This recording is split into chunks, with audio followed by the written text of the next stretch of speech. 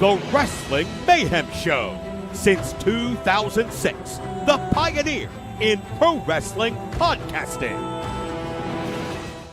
This show is brought to you by IndyWrestling.us and IndyWrestling.network for your independent wrestling entertainment.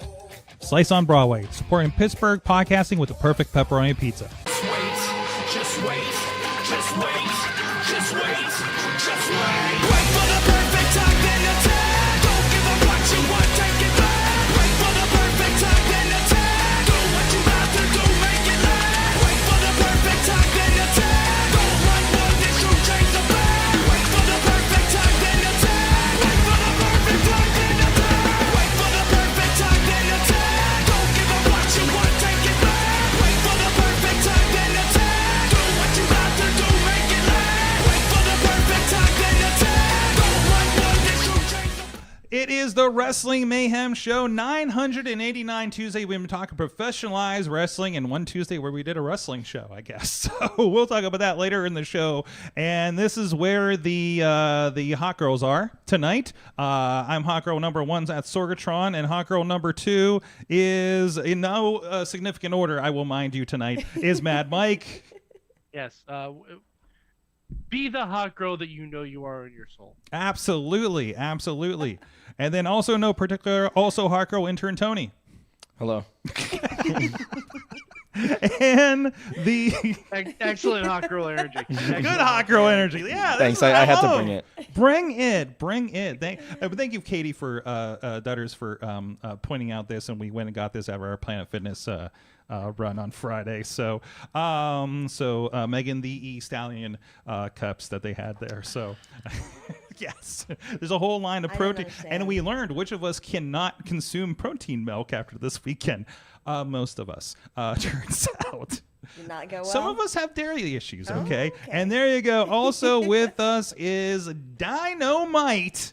Danny Moe is with us. How you doing? Good. It's been a minute. You were on the first ever Wrestling Mayhem Show wrestling show last week. I was. Thank you for being a part of it. I appreciate it. So it was a fun time, and you had a great match. We'll talk about it a little bit later with Liberty, a first time match. First time. Wow, that was a fun one. I was hurting. It was good. It was good though. It was good. It hurt so good. She could give a clubbering. I'm editing some old matches from Midsummer where she's just destroying people in like 3 minutes. I'm like, oh my God, I forgot this ride that we've been on this whole time, right? And you got to be a part of it. I did. So, I did. But she's been doing great. She's on the come up, and I think that was a great thing. A great match you guys had last week. So a lot of fun. But we'll talk about that a little later. But anyways, this is a Wrestling Mayhem Show, and we'll get into a lot of stuff. But first, there's a lot of things that have happened in the general professional wrestling world in the last 2 weeks since we did a proper podcast. If you haven't seen it yet, of course, we had the Gavel David Lawless on 2 weeks ago. Go check that out. We had a great chat with him about his career as he did his retirement tour here to end of the year in 2025. So that was a lot of fun. And still going through the clips and having fun seeing the things that pop up there. The one came up today about when Marshall Gambino made him bleed in the middle of a match with a chair shot. So it was a lot of fun reminiscing with him over the last 10 years of wrestling. It was cool to see that career too. So, but anyways, Mike, I think some things happened on the TV over the last couple weeks. I don't know, man. What was it? A couple of things maybe. All right, couple things. Nothing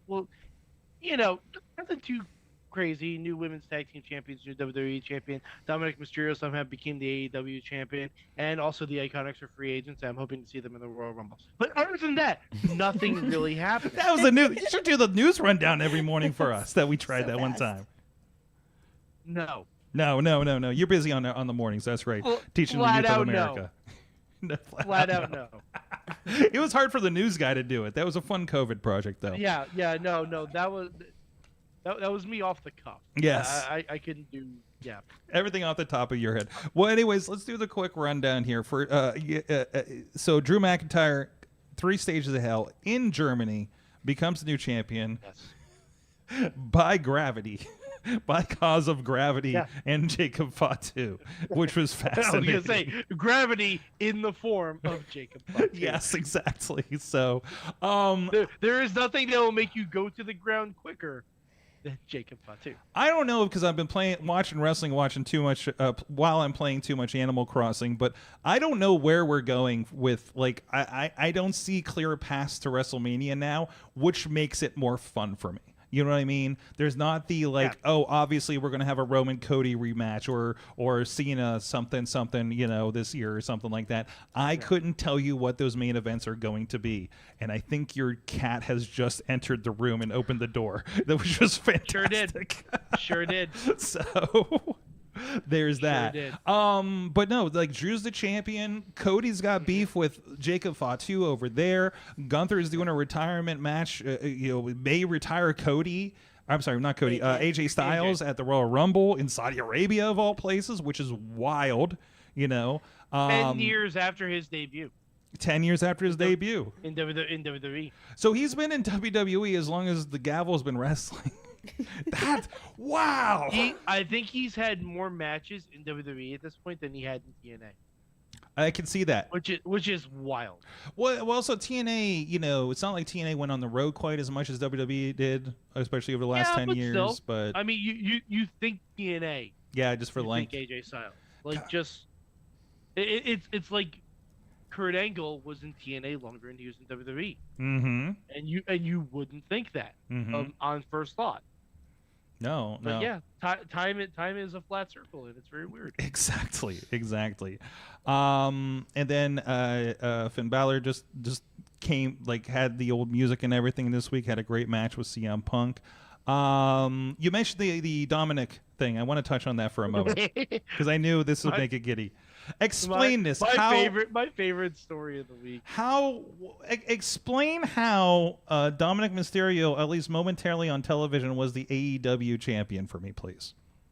So I didn't see the whole clip because I didn't get a chance to watch AAA because we had almost a foot of snow up here over the weekend. But with a lot of the El Grande stuff, they've been using AI-generated graphics to make it a little bit more stylized and to make it... I think it's kind of a meta commentary, like, hey, this isn't real. He's not a real luchador. Like it's a whole meta commentary thing. And I think when they fed in a picture of Dominic Mysterio and said he's the AAA champion and the Intercontinental champion, AI decided, I don't know what AAA is, so we're just going to make him the AEW champion. So let me add addition to that. So did you see the footage that this still came from? No. Okay. No, I just saw this. So I watched the show because they're putting. So this was the premiere of AAA on Fox Mexico, right? Yes. And they're putting the show on YouTube in the States. And they do have commentary with Corey Graves, JBL, and Mysterio was a part of it too. Right, Mysterio? Excuse me.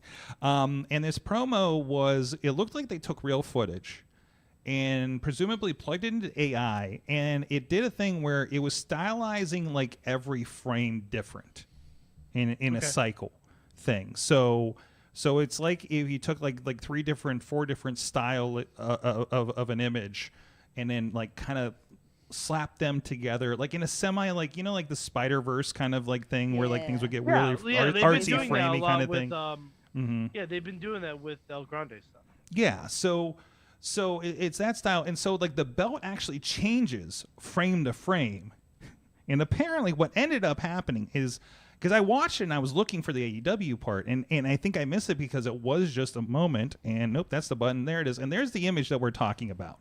Right, and we have English text under it and everything, and you see like he's holding up a belt and like the one that he's wearing, I think legitimately on the footage is the Mega Championship. Now, to be fair, if we're talking AI, I think this mistake is understandable because the Mega Championship did appear a lot in AEW for a while there when they had a relationship a few years ago. So I think that's probably why that swap out happened. Again, it is a frame of a thing. This is not like, I think it's a blink if you miss it kind of thing. But of course now it's been plastered all over the internet, and how embarrassing. Check your shit if you use AI, especially on this level. Like, holy crap. It's one thing like a small creator doing something like I got called out because like our AI text generator misspelled bee sting, right, last week on a video, and like a little thing, right? And then, but I'm not on Fox, but it just, I think, I don't know, more eyeballs need to be on it or something like that, or they plugged it in and said, we got to get some shit done. And again, I don't know, is this the WWE office? Is the AAA office that's doing this? Are they as staffed as prominently as WWE is? Who knows? I don't know how that structure is when they brought them on board. So that'd be an interesting question to see. So, but again, it's just kind of one of those, like, it kind of feeds into that whole anti-AI thing, because it's being used poorly, honestly, in this case, from the looks of things. So, but I'm looking at the footage right now, and yeah, it's basically what they've been doing with the El Grande stuff. I kind of like it because. No, and I love with the El Grande stuff, because it's like the most ridiculous. They created this entire lore and plugged them into like this Mexican lore that there's no way they could have filmed this thing, right?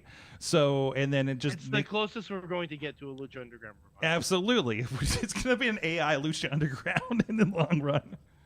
Sorg. You don't hate it though, do you? I would do it. Considering the things I was doing, Lucha Underground, yeah. Considering the things I was doing with Skeletor today and Sora, I'm kind of down with this idea. Okay, at the moment at least. So, but anyways, my laptop just died, so I don't think I'm getting any more news on here for the moment. So, Mike, what else is going on in the world? You said you watched the TNA show, the premiere on AMC. I did. It was a TNA show. Well, you had some debuts at least, some good familiar faces. Daria Ray, the former Sonya Deville, came into TNA and is going to be the new authority figure there, which is cool.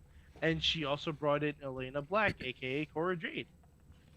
Good. So that's exciting. Well, that's interesting too, because Cora Jade was prominent on NXT when they were doing the early NXT crossover stuff, when they didn't really talk about it as much. So it's funny, if you have the TNA, I have the TNA online, TNA Plus, is it still? And there's a NXT and TNA, and it's from that era, from like 2024 when they started doing that. And it was always like people that they were doing nothing with in NXT at the time, right? Like Tatum Paxley, when really nothing was happening with her, and Cora Jade was here and there before they started. You know what? It's also getting them reps, because maybe we want to do something with them in the near future. Oh, absolutely, so absolutely. You get them more reps, you get them more TV time, and then Tatum Paxley became the women's champion afterwards. So the TNA partnership has been fantastic. The WWE's getting a lot. Who is it that just got stuck in England because of visa issues, and they just ended up using him on the European. Slater. Leon Slater couldn't attend any of the TNA stuff, including the pay-per-view, because of visa issues. So he got a match on SmackDown instead. That's way cool. Match on. Whoops! Right? A U.S. title match. A U.S. title match. Yeah, U.S. title match. He answered the open challenge against Carmelo Hayes. Yeah. Which was tremendous. By the way, he's currently the exhibition champion. Match. Yeah. So what a match. And obviously, like I think there's a little bit. I don't know if you call it WWE's benefiting because they're just snatching who they want at this point. But you know what? At this point, if you're in TNA, you might as well be in WWE. Yeah. It seems like a path back. You're going to make an appearance somewhere, somehow. Even if it's just look, Matt Cardona was making appearances at NXT, ended up doing the Zack Ryder, ended up getting re-signed. Like, it's a gateway back, like it sure is. I was like, when I saw that all this stuff happen, I was like, okay, Elias is going to come back eventually, right? Meanwhile, he's dragging people with horses in TNA. But he did make a cameo at the John Cena farewell. So sitting right next to Kevin Owens, who I'm sure was very confused who that person was. Had no idea. Yep. But I could see when his TNA deal is up, Elias coming back, and as I mentioned briefly, the Iconics, aka the Inspiration, are free agents. Hey, it's Royal Rumble season. You never know. Who knows? I think you're going to see a lot more. And if there's ever a time to get an infusion of an actual women's tag team in this hot as hell women's tag team division right now, Yes. now is the time. Now is the time. And we could, not to tip anyone's hand maybe in Mayhem Mania, but we could get the Iconics versus the Bellas. Could we? Who wouldn't love? Why not? I don't think Bree's coming back. You never know. Yeah, you never know, but like it sounds like it's not in the cards necessarily. So we'll see. We'll see about that. AEW For a tag team championship, it might be in the cards. AEW I never got to do it. AEW got to steal away the Rascals from TNA, and Trey Miguel only for a moment. Apparently, Most of them. allegedly Trey Miguel signed the contract to come in with the Rascals. They did ask for Myron Reed. Good for him. Because he always seemed to be the extra rascal for some reason. Yeah. But he's fucking amazing. He had a great match with Pretty Boy Smooth in Big League up in Erie a few months ago for that championship. So, like, okay, it's probably like a year ago. Honestly, it just time is weird. But you know. So you know, good for them, and I think that's going to be a good fit with that. Like, that tag division with AEW is fun. You know, and to throw them in there, I think it's going to be a nice refresher for what they have going on there too. So, you mentioned some more free agents. Did you see Powerhouse Hobbs also is on that list? Oh, yeah. Yeah. That's a guy that needs to go through some PC and he will be perfect for those guys. So, all right. So this is a weird happenstance. I don't own a lot of AEW figures. Okay. Okay. I've only bought AEW figures of people I like. Okay. And right now, I only buy friends of the show. right now, there's a running trend. I want to see if you can point out what that trend is. Some of the AEW figures I've bought: Cody Rhodes, Okay. Miro, Okay. Penta, and Powerhouse Hobbs. You are the death dealer of AEW contracts. I have others, but it's weird. It's weird that approximately half of the AEW figures I own are now technically WWE figures. Oh, then now you're being put in a box for it, I see, in the bandwidth zone. Yeah. So we'll deal with that here in a moment. Yeah, no, I just have all the. Because I have the live feed open. I have a Wardlow, Britt, Jericho, and Thunder Rosa, and I think that might have been a gift actually. I also have Wardlow and Britt, and I'm just waiting. Well, they haven't been around for a while, so we'll see where they'll pop up. That's what I'm saying. Yeah. Well, yeah. Wardlow, it seems like every time he shows up again, he gets injured right away. Yeah, which is unfortunate. Like, he just came in for a spot at a pay-per-view and got injured right away. Like, that's so... Yeah. Like, he showed up as I think, what, Don Callis family? Wasn't it the last time?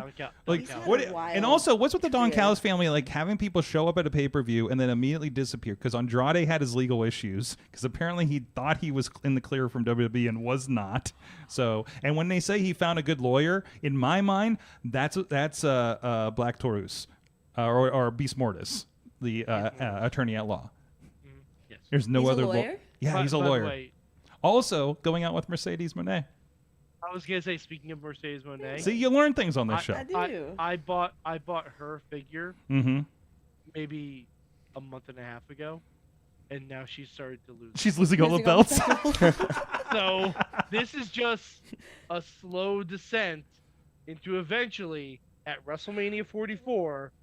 The 4 horsewomen main event. That's better than the first show that I got to tech direct with her on, and she broke her ankle and couldn't win the championship she was supposed to. So, you know, maybe we should just stay away from these people, honestly.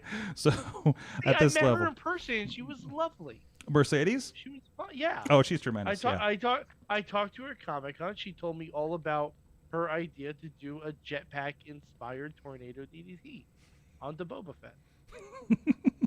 And I'm like, that was her call, and I'm like, hell yeah, that's amazing. There you go. Made that show even better. Best things I've ever heard in my life. I wonder if she's going to be in the movie. Oh, I would assume so. She's got to be in the movie, right? They got to bring everybody big back. The Mandalorian and Grogu movie coming up. I didn't know. Casca Reeves, know. baby. Yes. I will see it. Casca Reeves, hype, get up. Yes. Maybe that's why she's disappearing for the promotion for that. Because she just said that she's leaving AEW for a little bit. So Yeah. Which So- I'm surprised I haven't seen a whole bunch of people saying, "Oh, she's gonna be in the Rumble." I'm like, no, she's no. But well, I don't know, maybe, but probably Not not. this year. No, probably not. not this year. She's still under contract. Maybe she's just going to go do Stardom for a little bit or something. So Mortis just graduated Sorry. with his degree recently, by the way. So Sorry, she has to go and lose all those other titles. she's got some work to do. Yes, exactly. It's got to do. She has to go. She's got to give people the rub, brother. Yes. So, well, maybe she'll just drop all of them on the international tours, like she did the Rev Pro title. That makes sense. Yeah. Yeah. Who knows? From the chat, just checking in really, really quick to this. And Tina also reminded us that I don't think we've talked since MJF became the new AEW champion. Well, we had a show, but I don't think we. Also, he's defending it on the Indies. That's a thing that's happening too. So the AEW. Well, didn't that indie show have an AEW title and a WWID title defend on the same show? Limitless. Yeah. Limitless Yeah, was yeah. it? Where are they out of? It's wild.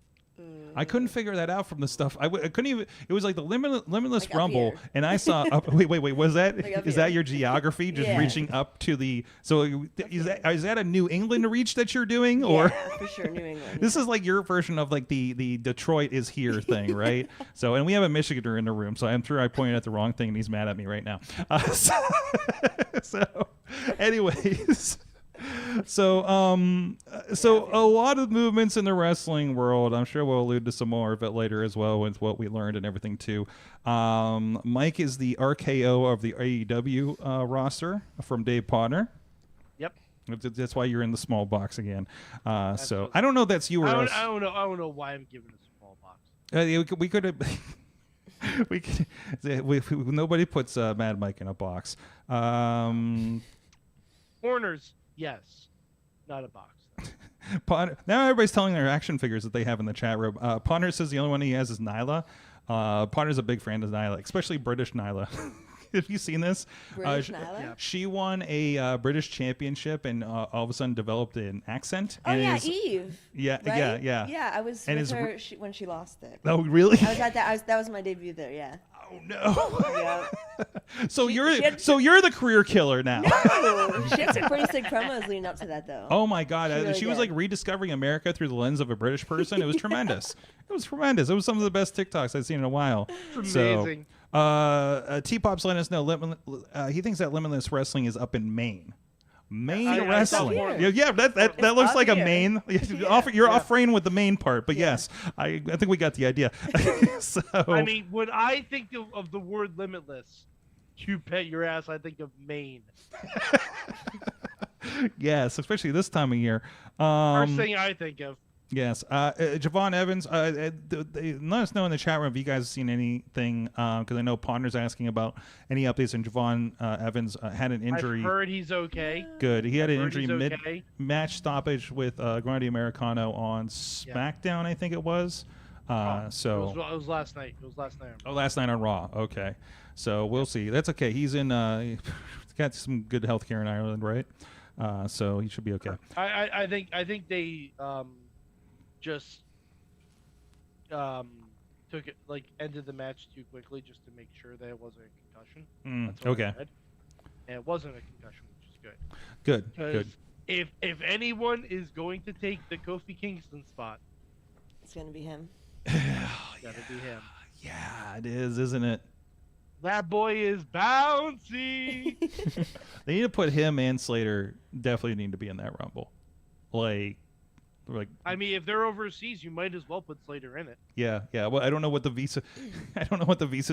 Is it the American visa? Is it? I don't know how the international stuff works. So. I think it's the American work visa. I think Yeah, that was yeah. the problem. So, and I think across the board, that's been getting harder for people. So, people were like, "Well, TNA should have figured this out by now." It was like, you know what, man? Stuff comes up that not even like a company like with WWE or visas? TNA, huh? With visas, they can't do anything. No. They can't do anything. Like I heard it's pretty I've bad heard right some of now that stuff coming can here. take up to like 6 months. Because that was the problem with JD McDonough. Mm-hmm. for a long time when he was the cruiserweight champion, and we had to have like interim cruiserweight titles and everything. This is a couple of years ago. Yeah. But JD couldn't get work when NXT UK was shuttered. Mm-hmm. So he had to wait and get his work visa and get everything sorted out. He was gone for like 6 months or something. Well, remember, like Josh Alexander, he was exiled from America for like 3 years or something like that for coming over the border. I think he was a Super Indie champion at the time of that Silesia was OC. too. What's that? Silesia Sparks. That's right. That's right. And I think Speedball had a similar situation He for was like 3 or 5 years. He was 5 years. yeah, in yeah, it was crazy. yeah. Because it was like he came out of nowhere. I never heard of him, and he just was everywhere. And we're like, where the hell did this guy come from, right? Mm-hmm. And then here he is doing like we were down there in Dallas when he did like 15 matches in 4 days or whatever that was. And as always, I think we filmed like answer 3 or 4 of them. So it just at WrestleCon. So and then the other team got the rest of them down at the Collective. It was weird. It was like that was like a huge introduction to Speedball. Was that for me. before he got, or that was after he could come back? That's when he was on his like I'm back in America tour, basically. Yeah. Like it was probably like the second year of it. it was like, hey, I can tour with my wife again. So it's great. I'm married. well, now. they weren't married yet. I think they met on around that time, No. if I'm not mistaken. Oh they were- no. Oh okay. No, they were together. Oh okay. They were together because I remember seeing blogs about like, her missing him and everything. Like she would Oh. travel to the other country. She would get booked in other countries to see him. Yeah. Okay. Yeah. I don't know all the Because he lore. couldn't come here. Yes. Awesome. So love with- is real, wrestling is real, people are fake. That's right. Exactly. Exactly. So, hey, we want to give a shout out to our friends at Patreon. We gave you guys a shout out last week in the ring, actually. That was weird to do that in front of a live studio audience, especially the one part of this that was brand new to me. So thank you to our friends. And I love that we had people last week that do this gimmick. Our friends at the fan of the show level, Bo Diggity. Woo! Intern Tony's got it. As well as Team Hammerfist, Tupac family, Bubba Brewer of the Triple B podcast and APWF, Jason French and Tina Keys up there in Seattle. At the Poppy Club level, Dave Propod Podner. Hey Tony, can you grab one of those posters for me real quick? Yeah. For this, I'm going to grab it for this. At the Poppy Club level is Dave Propod Podner. Can I update my Patreon to say use code Dave26 at gcxc.com/eventspa for a discounted registration at races. He runs a lot and would like you to run with him in the Pittsburgh area. So he has a discount code. And also, he's been doing Sora videos of him running with Cupid for the Cupid race. And I forget who he said he ran with for the other one. So he's been having a lot of fun with that. As well as Rats in the Trench Coat, Tony Kincaid, T-Pop, True Prince of Pro, The Riz at the Pizza Club level. And The Riz is not here this week. He returned to MDMA's home planet, apparently after last week's interesting incident. I did not know Riz could do a stunner, let alone a double stunner, and that is the most badass picture of the Riz I have ever seen. Dani, you saw that in person, at least backstage. Yes, like that. I watched on the back. I just see this like, what the hell just happened? So there's that. And also, where are we at? Justin Cleaver, and at the manager level, Bradley, who also had a rough night last Tuesday. We To did be do. fair, every night is a rough night for Bradley. That's right. It was a new wedgie day for Bradley. We are actually at thank you Dani and the rest of the roster for signing the posters for last week's event. We're actually going to be sending these out to the Patreon supporters, at least the ones that weren't there in person here. So please send us your address. Yes, you need to send me one of those too. Yeah, and some of our crew. I want as one- well. I want we one did of get a those. couple extra signs, so That's awesome. Just to be safe. So, but yeah, we had go ahead. Sorg. I have breaking news for the Patreons. Yes. Breaking news. So as I don't know, Sorg, did you see my video last week? Yes, My we all watched your video last week. It was on the big screen. I just want. I have a picture of people in front of the screen with your big head. So, guys, I'm not sure if you picked up on the clues. WMS Mania. Mm-hmm. It's about that time. Is it that time? It's that time, and I've been handed the keys to Mayhem Mania. Oh God. This is what happens when you go on I can't talk wrestling on the podcast hiatus because I work at Stanford, and we just gotta let him get all this energy out, you know, and let's give him the most exhausting thing of running Mayhem Mania. Oh, sorry, this is not exhausting. I have spreadsheets. I have Word documents. Talk to me early April. I have props. You have props. I have props. I think we talked. There may be a live show integration at some point. Sure. We will figure it. There's some ideas. We will do it live. Or some we will do it. So, traditionally, Mayhem Mania begins with the Royal Rumble. Mm-hmm. Not this year. Not this year. This year, Mayhem Mania is beginning with the patrons. Yes. They are getting in. They get a special little treat. Sorg. A piece of candy? Nope. Sorg, this year in Mayhem Mania, we were doing power-ups.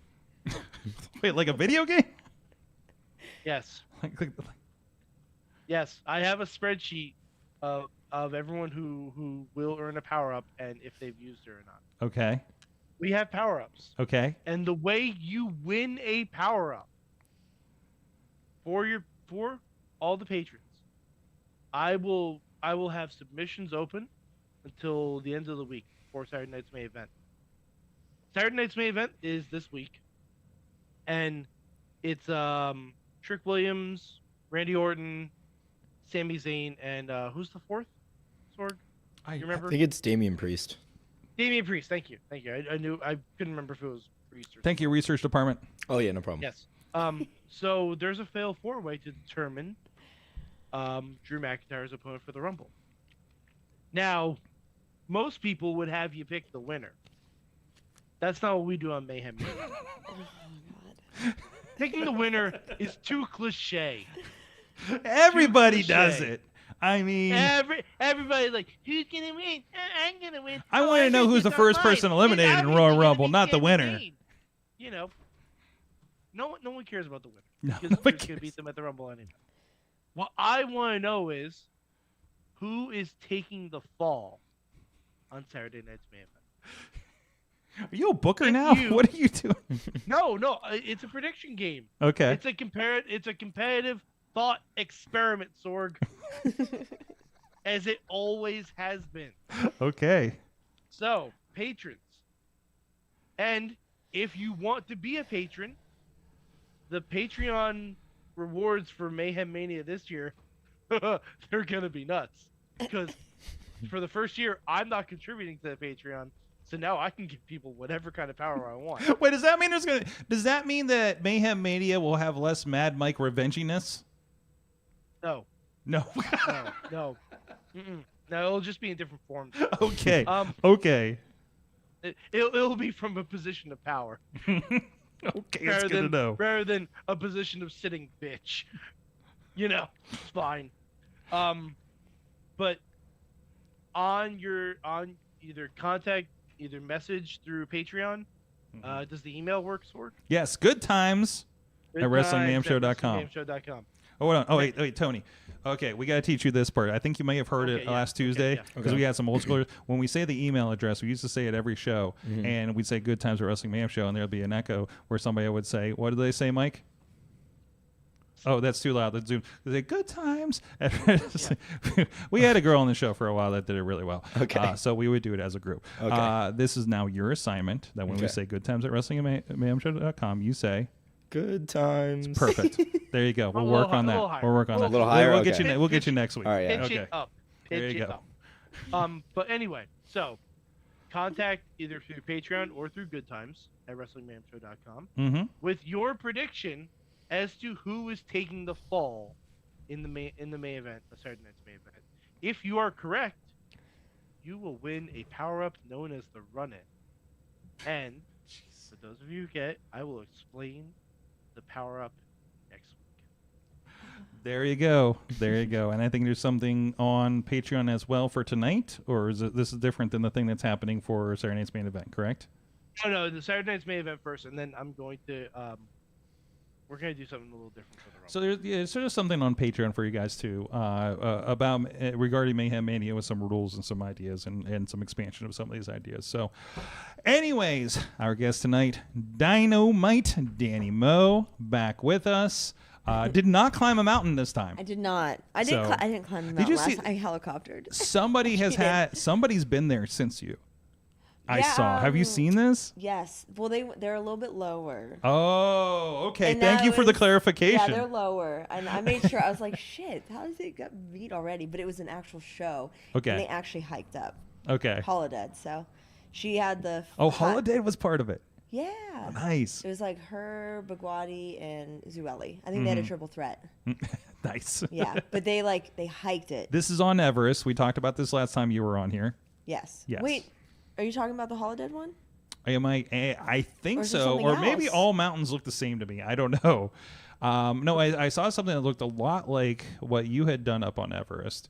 I wish I earmarked it now because now it's just in my memory berries from the last couple weeks. It's got to be because Bagwadi just did it. They just went last month. Yeah. Yes. Yeah, that sounds right. It was Bagwadi, Holodead, and Zueli, and they hiked up. You Everybody- took a helicopter. Yeah, I cheated.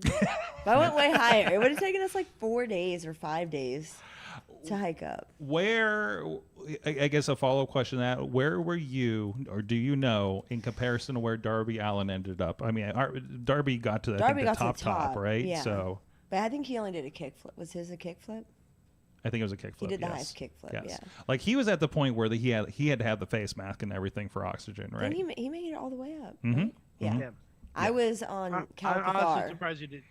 What's that, Mike? I was honestly surprised you didn't do a coffin drop from up there. yeah. Why? He might have just kept going down. Yeah, you might not have come back. That might have been done after that if we did that. My statement stands. It's Darby Allin. Yeah, that's true. That is true. But anyways, but still, like he didn't wrestle up there. You still have that. Yes. Yes. He could have had the men's because mine was specifically women's. Mm-hmm. Because there was supposed to be a guys match, but shit got too crazy and expensive, and it was not prepared, so Mm-hmm. they had to do it on land. Yes. And again, checking the last episode, we had Dani Moe on. We went through that whole story, and you had a knife. I did have a knife. I did have a knife. What's it called?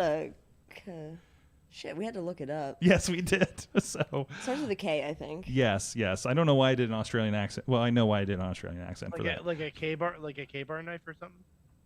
I don't know. You can That cut sounds about anything right. you want with it. Yes. Have you cut anything else with that? Like, haven't have cut you anything. experimented with it? No, like, it's still in- it's like, still in can the I case. cut it? Like, is your peanut butter jelly sandwich cut in thirds now with this thing? Like, I would slice at an angle. If in I were to angles? slice. There you go. There you Angle go. slice. Well, now you're gonna have that. I mean, that could be some TikTok videos for you.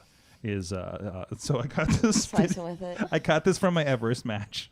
Cut my What- chocolate bars What with can it. we cut with it? There you go. Cut your protein bars. Cut your wherever the case may be. So, anyways, we you were earmarked to come on the show, anyways. You know, just as a been a catch up minute. and anything. But then I love that anytime like, hey, I need to have you on soon, and then I see you all over my feed in the news for something. You got to have a what looked like a really cool experience. Attending a seminar put on by Bailey recently that had an interesting guest as well. Can you tell us a little bit about that and how that came about for you? So I saw her post on, was it Twitter or X, whatever it's called. Mm-hmm. And I was like, oh, I should do that. And I'm like, nah. And it was generally kind of like camps, like kind of a seminar kind of thing, like Yeah, usually she gets just- advertised. Yeah, it was just supposed to be like a seminar, 3-day seminar. Mm-hmm. And she said whenever she made that video, she had no idea what she was doing. Mm-hmm. She's like, I was saying stuff and I had no idea how to make it happen. Mm-hmm. Like the transportation or the house that we were staying in. Mhm. Or she had no idea how to do any of it.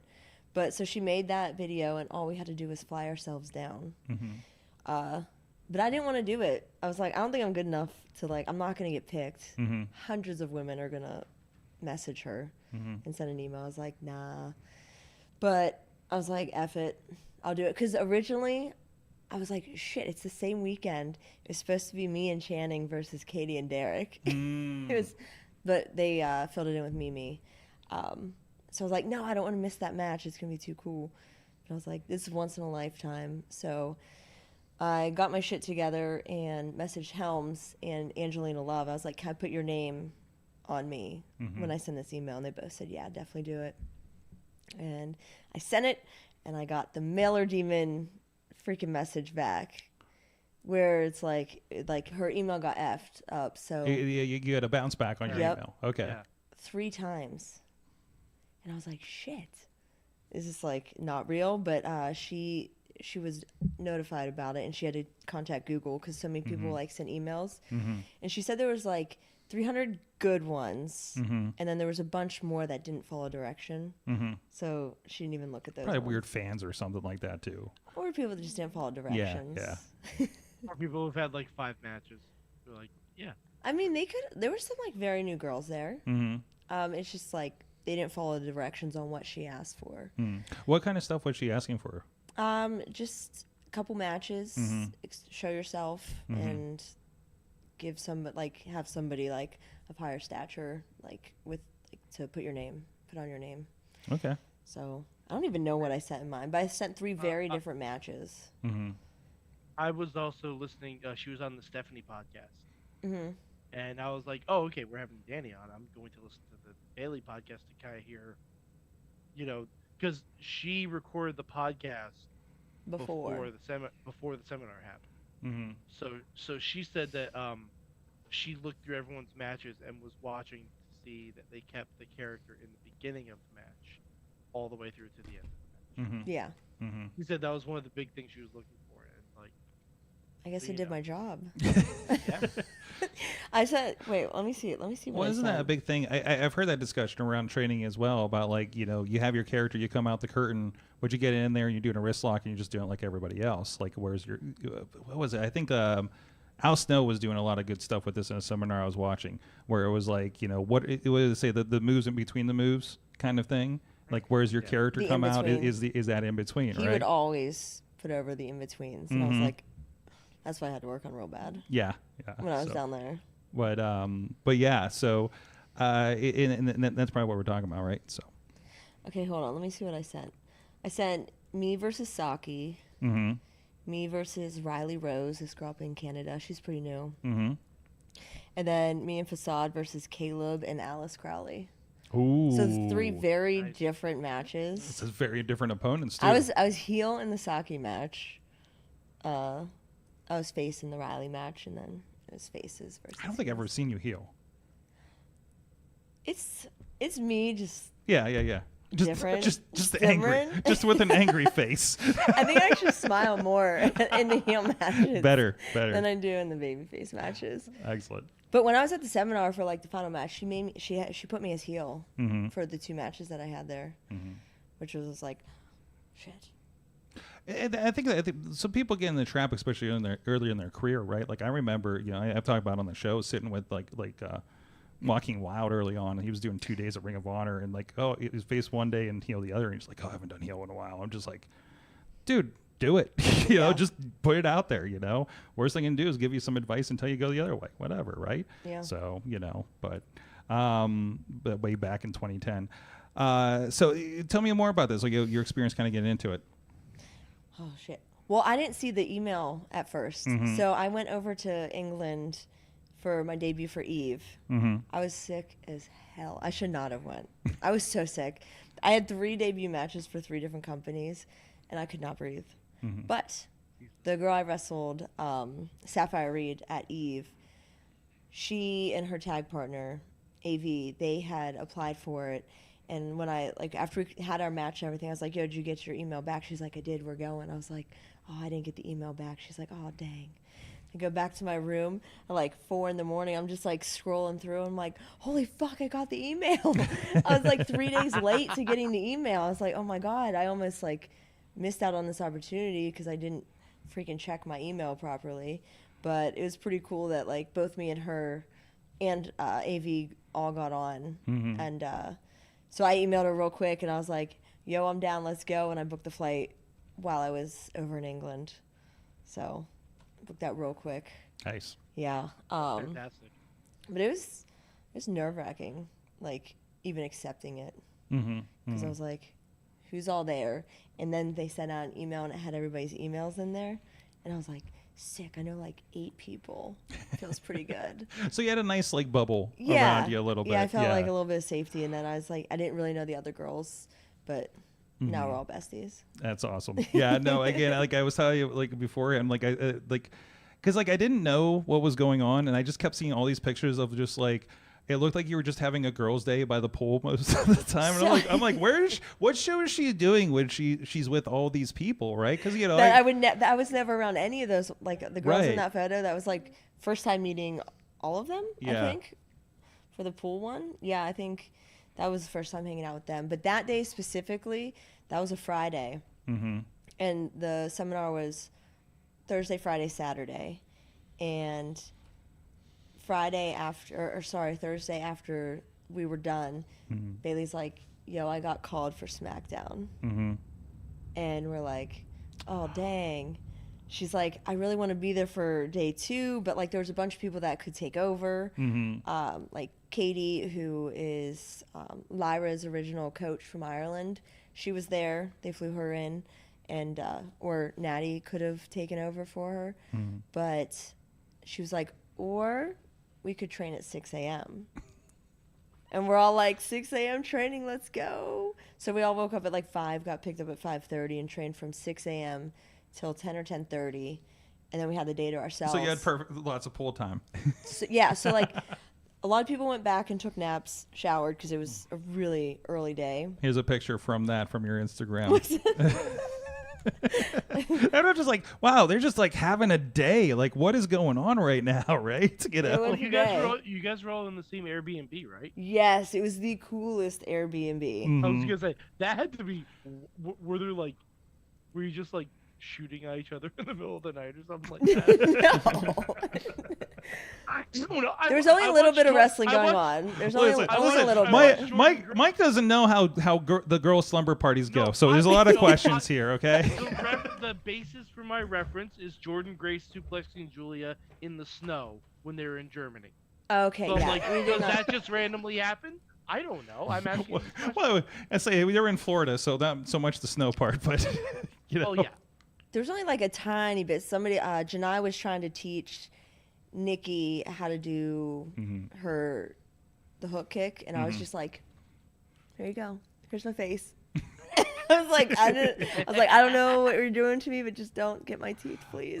You guys alluded to it. For those that maybe don't know the background on this and maybe haven't read the stories and everything like that, like I know you listen to the podcast and Dani, what was it that Bailey was trying to do with this seminar that was so unique?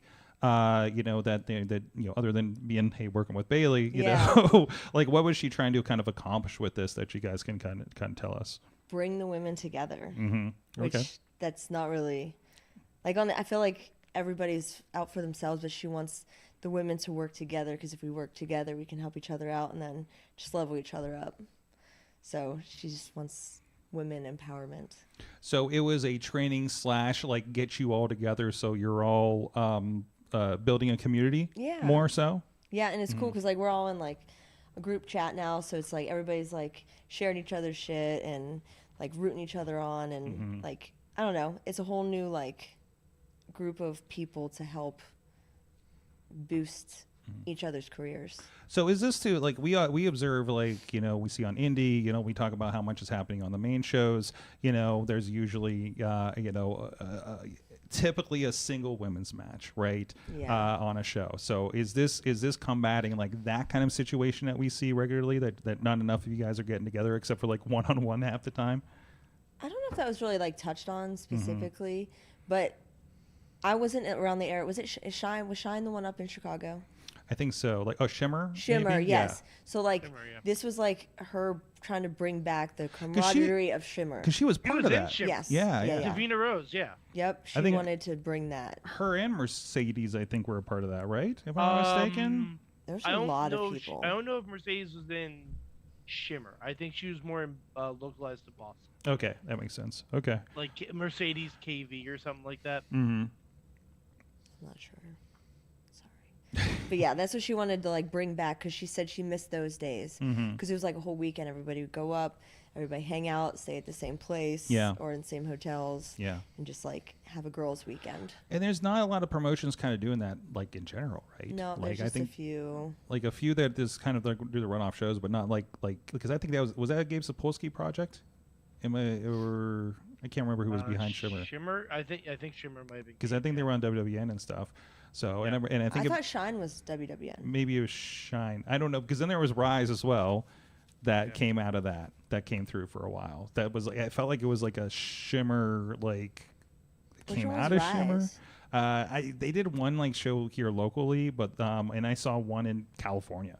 And at the time they were bringing in like Gail Kim, Jimmy Jacobs, and one other Impact Wrestling person that escapes me at the moment. And again, it was kind of like that half seminar plus have a show and show them off, and they were trying to do. It was either under like a WWN or this was like 7 years ago at least, right when this happened. But yeah, nobody's like kind of pulling it. It's something I think has been missing post-COVID. Nobody's put something like that together as regularly anymore. Yeah. Right? So, tell me, like, what, other than the camaraderie, is there anything you learned from the seminar that you have, that was new to you? That was new. Yeah. Well, like a lot of the drills that we did, and it was not like a normal seminar, like you go, you pay, and like you're either sitting listening to them talk the whole time or you're in the ring the whole time. It was a mixture of everything, and it's kind of just everybody learning from each other. And it was, I don't know, I'm sure she had it like planned out, but it didn't seem super planned out. It kind of just flowed, which was really nice, and it took a lot of stress away. Because like we all warmed up, and like Cora was there. Cora was training with us. Roxanne was training with us. Lyra was there the whole time. Maxine was there on day one in ring with us. So it was like real cool. So we just did a bunch of different drills, and we kind of learned the natty drill that they do down at the Dungeon 2.0. Okay. Which was a little confusing, but there was like so many of us, and like we had already like had 3 hours of training at that point, plus we did a workout earlier in the day. But it was like the way she does it is like to create a match without being a match and keep it as training, and it like you jump in and out each person, like each corner. But that was probably the newest thing that I learned, but I'm still just like, I don't even understand what the whole thing was, because we had to run through it differently, so everybody didn't get to do it. I was only in like a 4-piece of it, which was taking a lot of heat. And there's a picture of me laughing during the heat part, and I'm like, oh my god, why am I laughing? But I think Bailey was like down on the floor next to me saying something, and I'm just like laughing as I'm getting like stomped out in the corner. But I don't know. The natty stuff was pretty cool, and it was fun doing different drills and like intertwining things that we had already done in training, but in a different way. And then seeing everybody try things for the first time, and then just people being really excited about being able to do something or try something new and being able to succeed in it. It was pretty cool. Awesome. And it's really cool actually now seeing everybody going back to their like home promotions and like showing the stuff that they did. And like, because Bailey said the big thing was take all of this information and give it. She's like, do not keep any of it for yourself. I want you to share this with everybody, which is a really cool thing. And I hope everybody does share. Like, I feel like I spewed off a bunch of stuff because like I had shows, but like I didn't have training classes like to go to at the time. I just was going show to show, and I was just telling like who wanted to listen or who was asking me questions, and I was just like barfing on them like with all this information. I'm like, not sure if you understood anything I just said, but here you go. But you never know, and it's repetition. You never know what's going to like kick in somebody's head later on and stuff, right? So yeah. But I actually got to go down to IWC with Katie last weekend, I think. And I got to show him a bunch of stuff. Nice. And I felt really cool about that. Nice. And it was fun to run through a bunch of it again. Yeah. And Katie's like, I'm totally using all of this. So I hope their new class Oh, gets to have fun with it. absolutely. Like, and I'm sure Katie's doing a great job down there with and everything from what I'm seeing. So, but hey, everything that makes everybody better, right? Because it's every. I'm thinking every trainer in the city I hear we're completely different from each other. You know what I mean? Yeah, each school in Pittsburgh. Like, I want to go to each of the schools so I can just like give them. I think that's really cool too. And I think all the schools are really good about bringing in different talents like that. You know, because I think most have somebody who's done some TV or worked with TV. Yep. And that's where anybody's trying to go, right? Yep. So no, absolutely. And correct me if I'm wrong, Cena was there at the seminar too, right? He was. That was Yeah. crazy.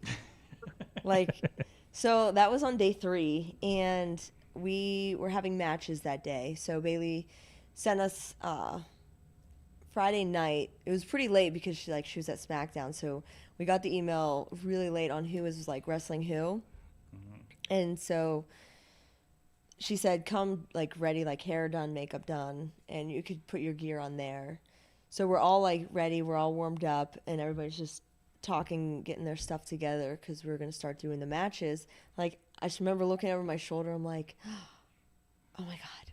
And I was like right with Gabby Forza. And I was like, dude, it's fucking Cena.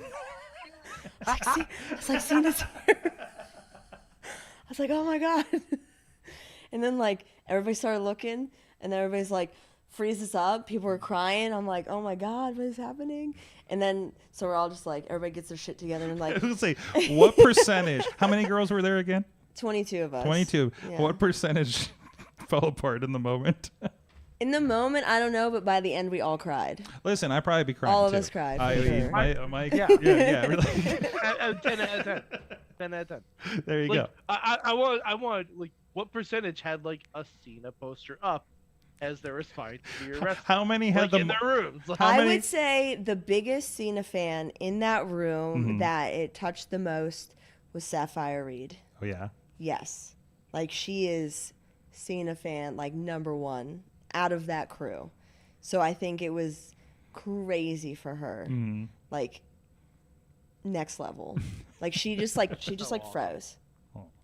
Like, she was literally just like this, just like head down. AV was in front of her. I'm like, is she okay? And she's like, she's fine. I was like, oh. She's just like in the zone. So I think she had like the most impact in that aspect. Like, she's #1 Cena fan. Like, they posted a video of them last year going to Wembley when they were out there, and she's decked out in Cena, and her and AV like were at the ramp, so like they noticed that they could get on screen. So every time like somebody would do their entrance, they were like leaning over the barricade. And then this year they got to be medical staff, like last week. nice. They got to be medical Nice. staff. That's awesome. Yeah, That's in cool. Wembley. That's cool.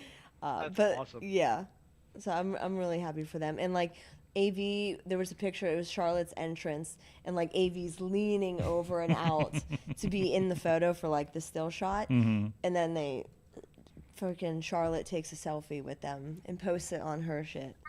Oh, that's awesome. Yeah, yeah. That's so cool. See, stuff like that, that's the stuff that if you eventually like get to WWE, that's the stuff that I used to have to look up and find. Oh. So like first appearance, like because like Roxanne, I think was on an episode of Total Divas. What? Yeah, When? like as a fan, getting like a selfie with Natty or something like that. That's Yeah. pretty sick. Yeah, it's wild. It's wild. Some of the stuff that like the talent mentions, like, oh yeah, I was on such and such a show, and then we can go back and we can find it. Especially if Like they're it's great. It's up front. it's crazy to see stuff like that. And you even Like, you even have all that kind of stuff, like, you know, when they do the dark matches and stuff, and they take a lot of time with the fans or the house shows.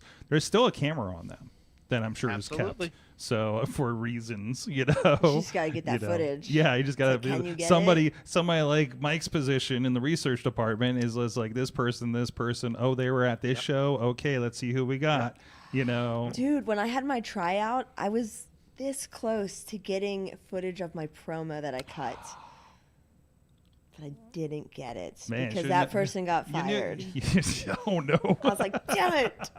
Because like I pulled my teeth out. Mm-hmm. And then that's the reason I had to do the whole tryout with no teeth. And I'm like, oh my God. Oh my God. Can you get that footage? I think I don't know. He might have some friends there. I think Who it was knows? June 2018.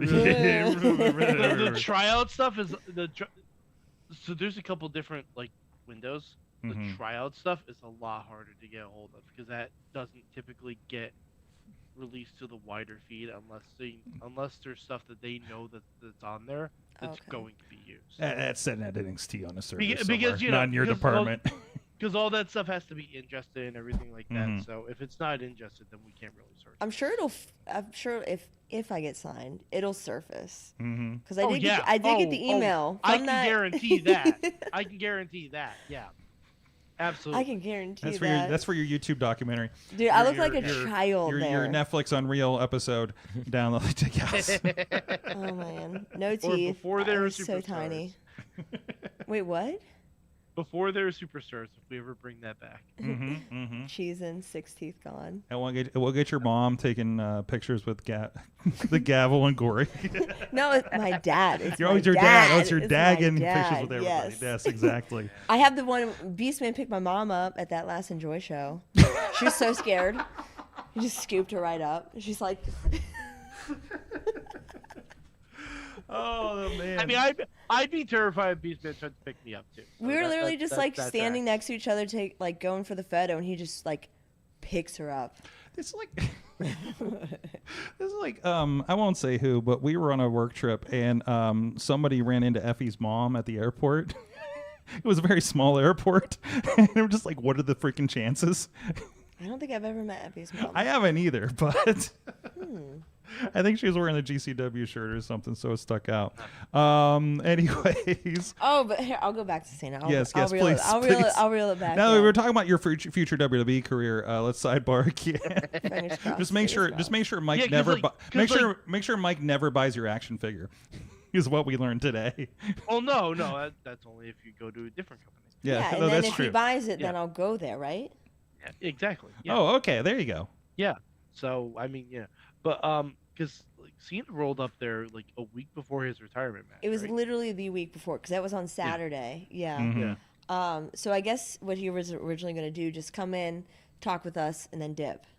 But he said, he's a busy man. He's a very busy man. Dude, like a Saturday. Like how many interviews did he have that week?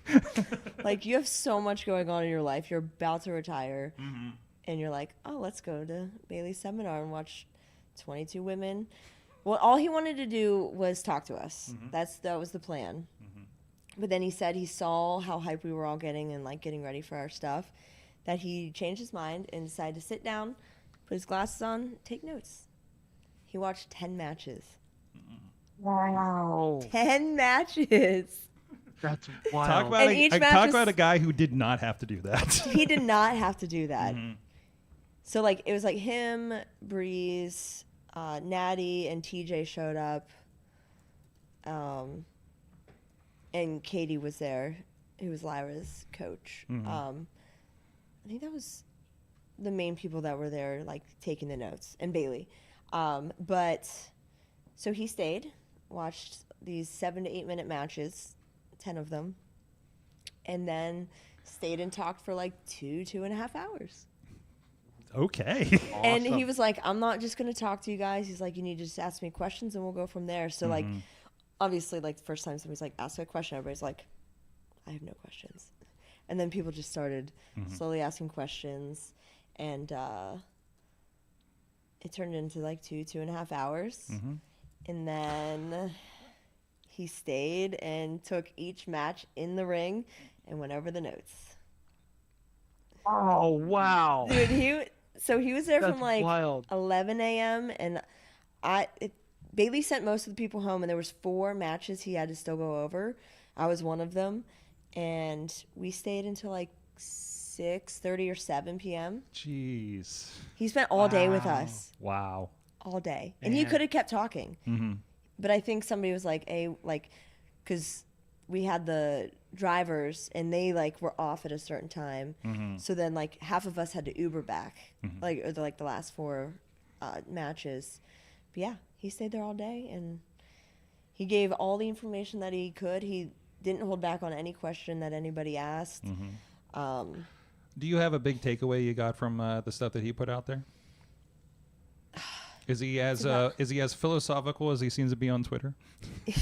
First of all, Any of his social media stuff is wild. I know, Dude, right? He It's followed me amazing. on Twitter like 3 years ago, and I felt like the coolest person ever. I think he may follow us too. Yeah, actually. I think he just Doesn't randomly picks follow a bunch of me. people. He doesn't? Check and see if he follows you Well, now. you also got banned by No. TNA Oh, personally, so I check every day. You check every day. you check if you're still think followed it- by TNA I think and he's blocked. still and following you I should- still am. I still am. I want to make but sure. Still not by Cena. I don't know. Well, I'm sorry. Maybe one day. Maybe One after day. this he will. Yeah. Yeah. But We'll tag him on all these clips. I hope to be blessed one day. Yes. I hope you're blessed Hope by to be it. blessed. But his thing was about it's about the story Mm-hmm. and not the moves. Mm-hmm. And a big thing he said when watching matches to like learn, it's like I watch a match if I'm watching a match to watch and like learn something from it, I'll watch it 3 times. Mm-hmm. Watch it once just to watch, and then watch it to watch one person, and then I'll watch it back again for the other person. Or if I'm looking for something specific, like to learn to come back or to learn how to like fix the end of my match, or like just how to like build something different, like depending on what I'm watching that match specifically for. But I do it 3 times, which is excessive, but I need to do things like a million times. Watch it, write it, do it. I like that focus though. That's really interesting. Mhm. That's really because you're really like honing in, like, are they in their character for the entirety of the match? Like what is the story that they're trying to tell? Yeah. What's the story that they're that the opponent's trying to tell? That's really cool. And it's not even necessarily like that. It could be watching for moves, watching for selling, watching for whatever it is you're watching for that match. But like, because I can watch something once and like have no idea what I watched or remember 0 things about it just because you're watching it and then you're done. So I have to do things multiple times. Where was I going with this? Things you learned from your time with Mr. Cena. With Mr. Cena. Yes. Oh, so his thing was watch the crowd with the match on mute. And this emulates a lot of things. I've listened to a lot of his interviews going into and after the retirement, and, Yeah. and this reflects a lot of his conversation about what to instill. I feel like part of the interview is like maybe came out of this conversation actually that he had with you guys that day. But he's talked a lot about that listening to the crowd, moving with the crowd. He doesn't think enough of the guys on TV do that these days. Yeah. For instance. I know I watched an NXT promo today from I think last week, and I was just like, she is not listening to the crowd. She's just getting the shit out there, and I can tell, and it's not Sometimes going we all well, do that, yeah. kind of thing, and just trying to get the job done. But yeah, like that I've heard that a lot from him in the last couple months. Which I had a match the next day in Tennessee versus somebody I never wrestled, Aaron Wade. It was a really fun match. It was a dojo match. Okay, And different kind of crowd down there in Tennessee, that's for sure. Yeah, I love that. It's NGW. Great show. And so that whole day getting to that show was a mess to begin with. I didn't get my gear, but I did have this shirt on, my new Lodestone shirt. Nice. So because it was a dojo war, I was like, oh, this is my new dojo. So this is perfect. So I wrestled in a t-shirt and some spandex shorts. Went to Dick's, spent $500 on my braces, my pads, shoes, all the jazz, just to protect my legs. Because I already had the shirt and I had the spandex already. So by the time I got to the show, we were supposed to be first. They bumped us to third because I'm like, dude, I didn't get my gear and I have to go to Dick's and like all this stuff. So he's like, all right, I'll bump you to 3. So we had maybe 20 minutes to call the match, and I like went in just like so nonchalant. I wasn't even flustered that I didn't have gear, that I didn't do my hair. My hair was in a ponytail, I think. Maybe it was just down, but it was not done. I did buy fake lashes. That's all I did buy. And we kind of called the match. We go out there, and I was like, I'm going to do what Cena said. And somebody just kept yelling, leg sweep. And I'm like, we're doing what we called. And then did they yell leg sweep or sweep the leg like Cobra Kai kind of thing? They just kept yelling leg sweep. Interesting. And I was like, okay. And I was like, wait, shit, I never do those. So like, how do I actually properly do this? But it was So you're like processing if you know this move in the middle of a match now. Yes, but like I never. So like as we're going, like I'm doing my shine, and I'm like, dude, we're doing it. And so I do like one, I just pull my leg forward and just trip him. And the crowd is like, yes, thank you. And I'm like, dude, we're going. So then we keep going, shit's going on, and then I do a second one. Still not correct. And then I was like, I need to do this kind of right. And I'm like, Raylan. I was like, Raylan always does that. I was like, so I'm going to try to do the Raylan one. Definitely not as good as Ray's. But that was like my third one. And then, before my third one, he went and did one, and I jumped it, and then I hit him with the third, and people were like, oh my God. So like, everything just went out we just did our own match without actually doing what we called in the back, which was really cool. And it was new to me. And I was so out of my element because like I didn't have my hair done, and I always have my hair done when I wrestle. Like the curls to the side. I always have my gear. I didn't have anything. Like I didn't even have slips over my knee braces, which is weird. So everything was just open. I just like looked like a dude going to practice. And I don't know, the match turned out freaking great. And I lost because he was trying to teach me how to like fight. It was like the whole gimmick of the match. But I was like just embracing what Cena said, and I just listened to the crowd, and I'm like, this is so much better. I wish I did this more. I wish I was better at this. So I want to start like, even if it's not the whole match, listening to the crowd, pieces I'm going to start using to like make the match what they want. You're going to become the let's call it in the ring person. There's only a few people that I could do that with. Okay. Yeah, only a few people I could do that with, and I don't know. Well, I'm wrestling one soon, but we are not calling that in the ring. I can't wait to hear how that goes then. Please fill me in on that later. You're not going to go? I don't know which one this is. Me and Gory. Oh, yeah, I'll be filming that one. Yeah, I was going to say, wait, I'm there for that one. Like you're not going to be there? That was a lot of fun the first time, so I'm here for that. Wait Come for on. This one. Jeez. Dumb shit. Oh, yeah. Gory's the one for that. Yeah, but I could, if I need to, I could call on the fly with him. And probably Caleb Conley. And, yeah, I'll say that's it for now. Excellent. That's it for now. Excellent. Well, hey, thanks for sharing with us. I'm going to ask you, like, we're going to do what we learned from wrestling this week later, but I'm going to give you, like, what's your big or odd what you learned from this seminar maybe later in the show. So I'm going to give you a little bit of time to think on that. Odd thing? Yeah. Let's do an odd thing for you. Just you got a segment and a half to figure that out though. Okay. All right. So, but we want to give you a little bit different for the question than we usually use the rest of the people. So, thank you, Dani, Mo. Thank you for sharing your experiences with us. We call you in every time you do dope shit. Basically, I'm only cool when I do dope shit. Which is anytime you're blowing up my Instagram feed and I'm like something is happening. Oh, I guess we gotta have her in soon. So I can find out what all happened. But anyways, thank you so much. You're all over the place. Real Dani Mo, I believe, on most social media, right? All of it, yeah. And of course, the match you had with Liberty, we'll speak about it a little bit here in a little bit, is on the YouTubes and the Facebooks as well with IndyWrestling.us. Great match there, and so much more going. Like I feel like I'm sharing a match graphic from you like every day at this point in the Pittsburgh area, which is nice because I feel like you haven't been around for a while. Dude, I was never being booked in Pittsburgh. I had to literally beg to be booked in Pittsburgh, which also was never really home. But I'm definitely wrestling in Pittsburgh a lot more. That's good. That's good. Yeah. Bring it back, and bring that knowledge back with you too, right? So trying to share it. Excellent. Hey, we're going to take a quick break, and I asked the chat room again last week. We ran the first Wrestling Mayhem wrestling show. And I'm still waiting for the critiques from the wrestlers. So Dani, if you want to hit me with that next week, or next segment.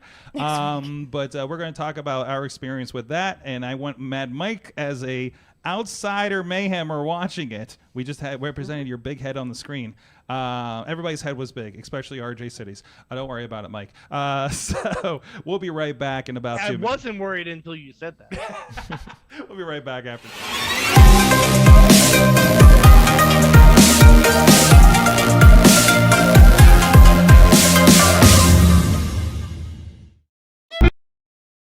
Sidekick Media Services. We are your sidekick in business for social media, video production, and more. Find out more at sidekickmediaservices.com.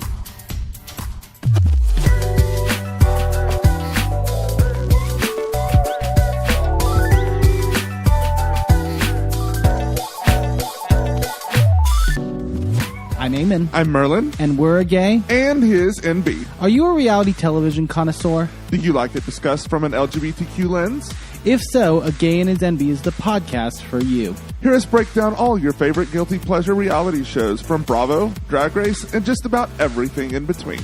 Listen to A Gay and His NB on Apple Podcasts, Spotify, or wherever you listen to podcasts.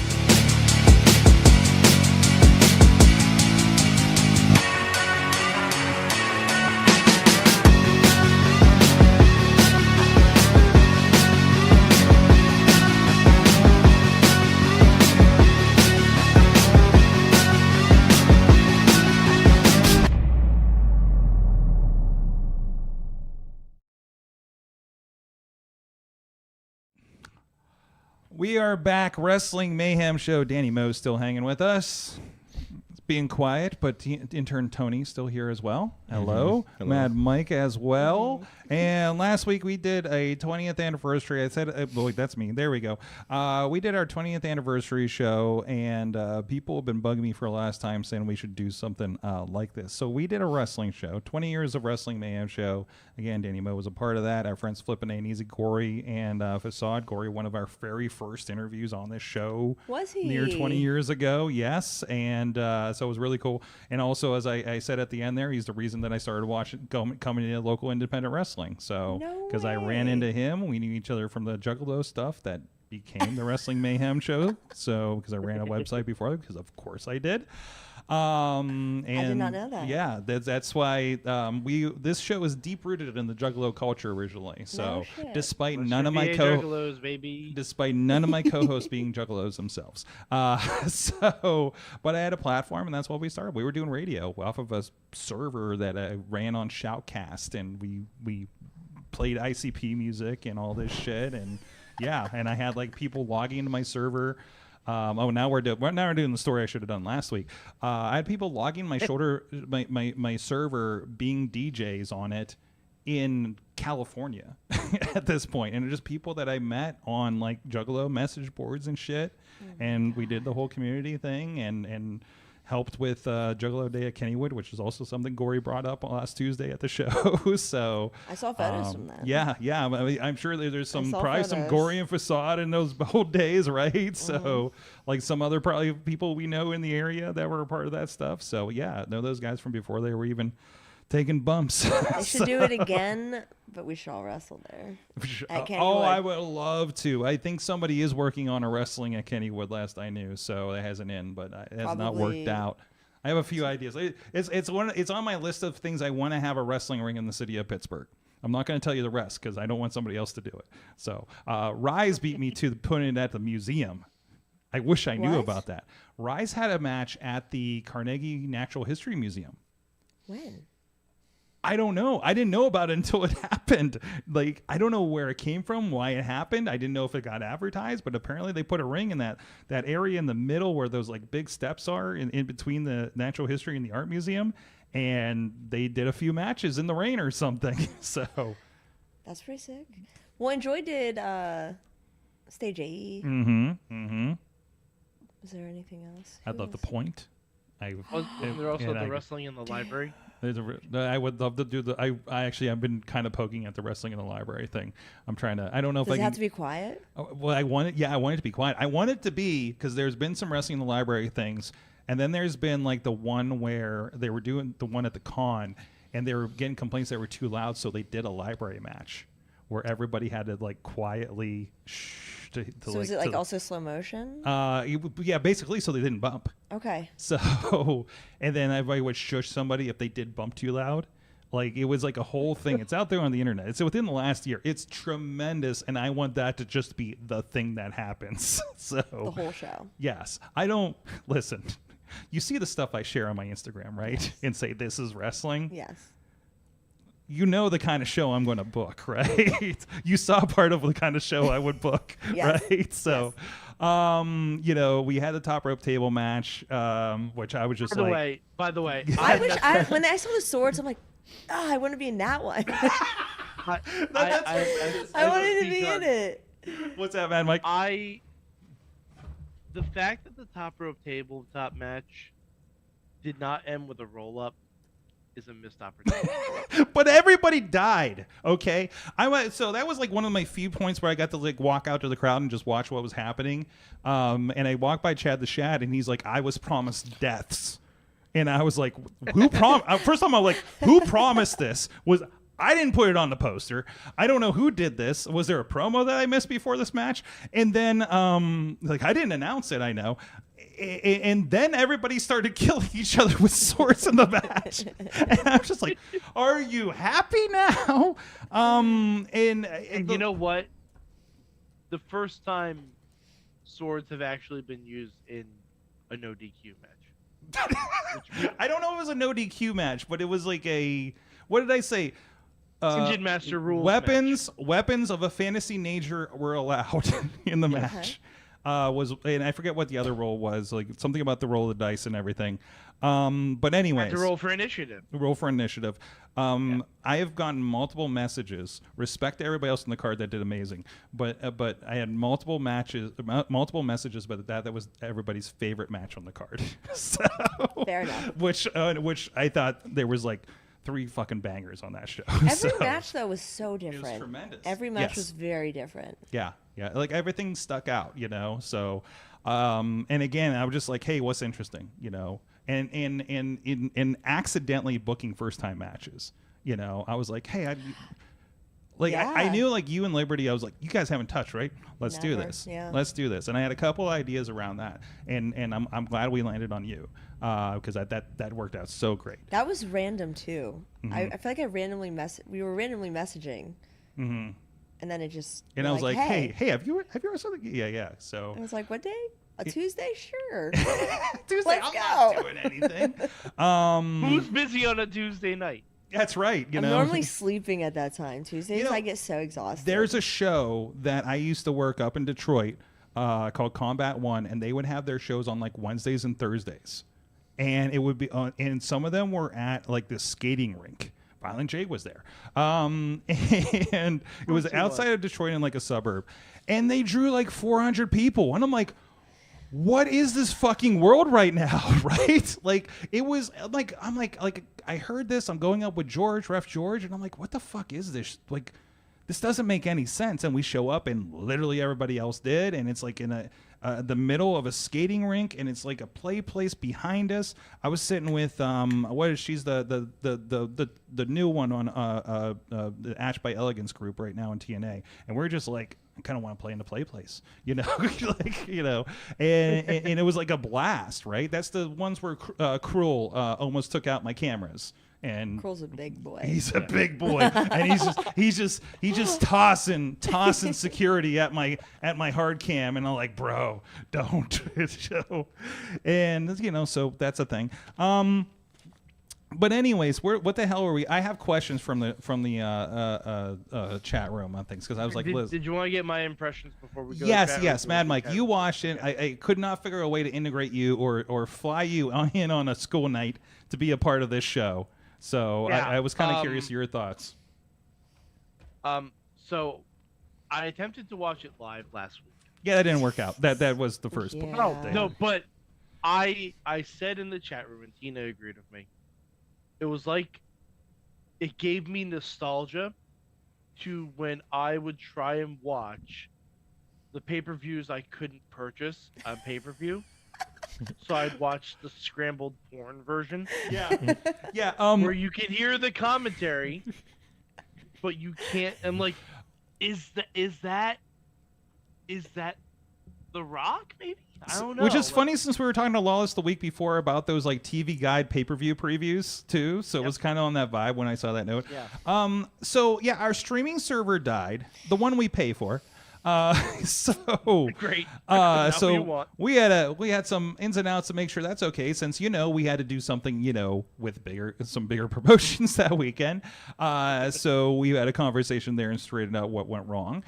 So that was the first issue. The second issue was when you guys lost your porn pay-per-view access. Apparently, at some point, the power went out randomly while I'm in the ring. At the end of the Bradley segment, and I panic and just call the co-host in early because I'm like, we're tossing to a video. When did the power go out?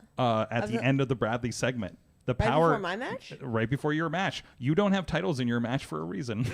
So if you notice and look back, yeah, that's why your Tron didn't come up, because we were still rebooting things back there. So Sorg, basically, you and Paul Heyman both had your first big show have power outage.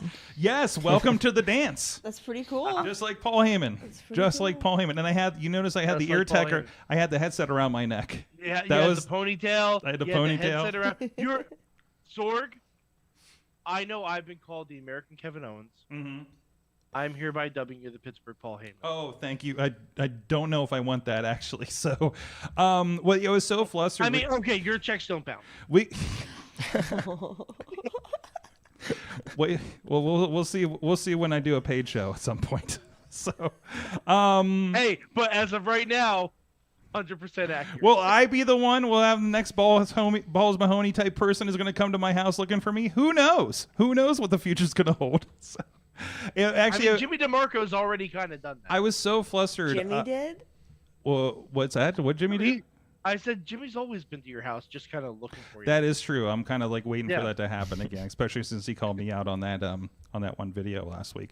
I actually did. I was so flustered. I was supposed to put my hair down, which I did, and then do a promo where I was going to kind of dig into Dr. Feelbad and said, "Oh, I'm a promoter now. Now I have to shake hands with everybody." And then I put my hair down, and then I forgot to do the promo because we were doing whatever to set up for the next match because we killed a segment, and I was moving stuff around in my head, and I literally like got out of the ring. I was like, "Fuck, I didn't do the thing. Fuck, I had my hair down and everything for no reason," and like, kind of thing. I'm like, I was like looking at like the video's playing, and I'm looking at my video guy. I was like, how am I supposed to put this headset on? I don't understand. like I'm logisting this shit in the ring. Add it in post, Sorg. Add it in post. Yeah, edit and post. There you go. Well, I did it now. So, I was supposed to make a joke about how I have to get with everybody for the next show so they can get their tickets and their seats and everything, because he does that during the intermission every show. So, and we have a good history of messing with Dr. Feelbad on this show from the early days. So, I thought it would have felt right at the moment. But again, we didn't get to it, but that's fine. T-Pop is asking, Sorg, how did you like playing the role of ring announcer for Mayhem 20? I did not endeavor to be a ring announcer, but I just kind of did the math, and it felt like the right thing to do because I'm here, like I'm the face you see, so I should be the face on the show. That's the anniversary of the show. So, and I was like, hey, let's try this. Maybe I'll like it. Maybe it'll suck. Who cares? I'm a fucking podcaster, right? So, and we're just going to have fun with this. I kind of enjoyed it. I don't know if I was any good, but I like there was a point where like I thought you killed it. Thank you. Personally, I thought you killed it. I thought, because I did watch the show the next day. Yes. And it was all up and everything. I thought you killed it as a ring announcer. Eamon and Toddy were phenomenal. I love those two. On commentary. Yes. They were great. So good. Yes. Like, it's just wild because I've never really, I don't get a lot of time to watch indie stuff. So it's the first time I've really heard Eamon do commentary on a show. He's fantastic. And it's just wild to think how we knew him and where he is now. And you should hear him as a ring announcer. He sounds like I'm sure. the classic best you can hire independent wrestling ring announcer, honestly. I believe it. I believe it. Eamon's a fucking utility player as far as indie shows go.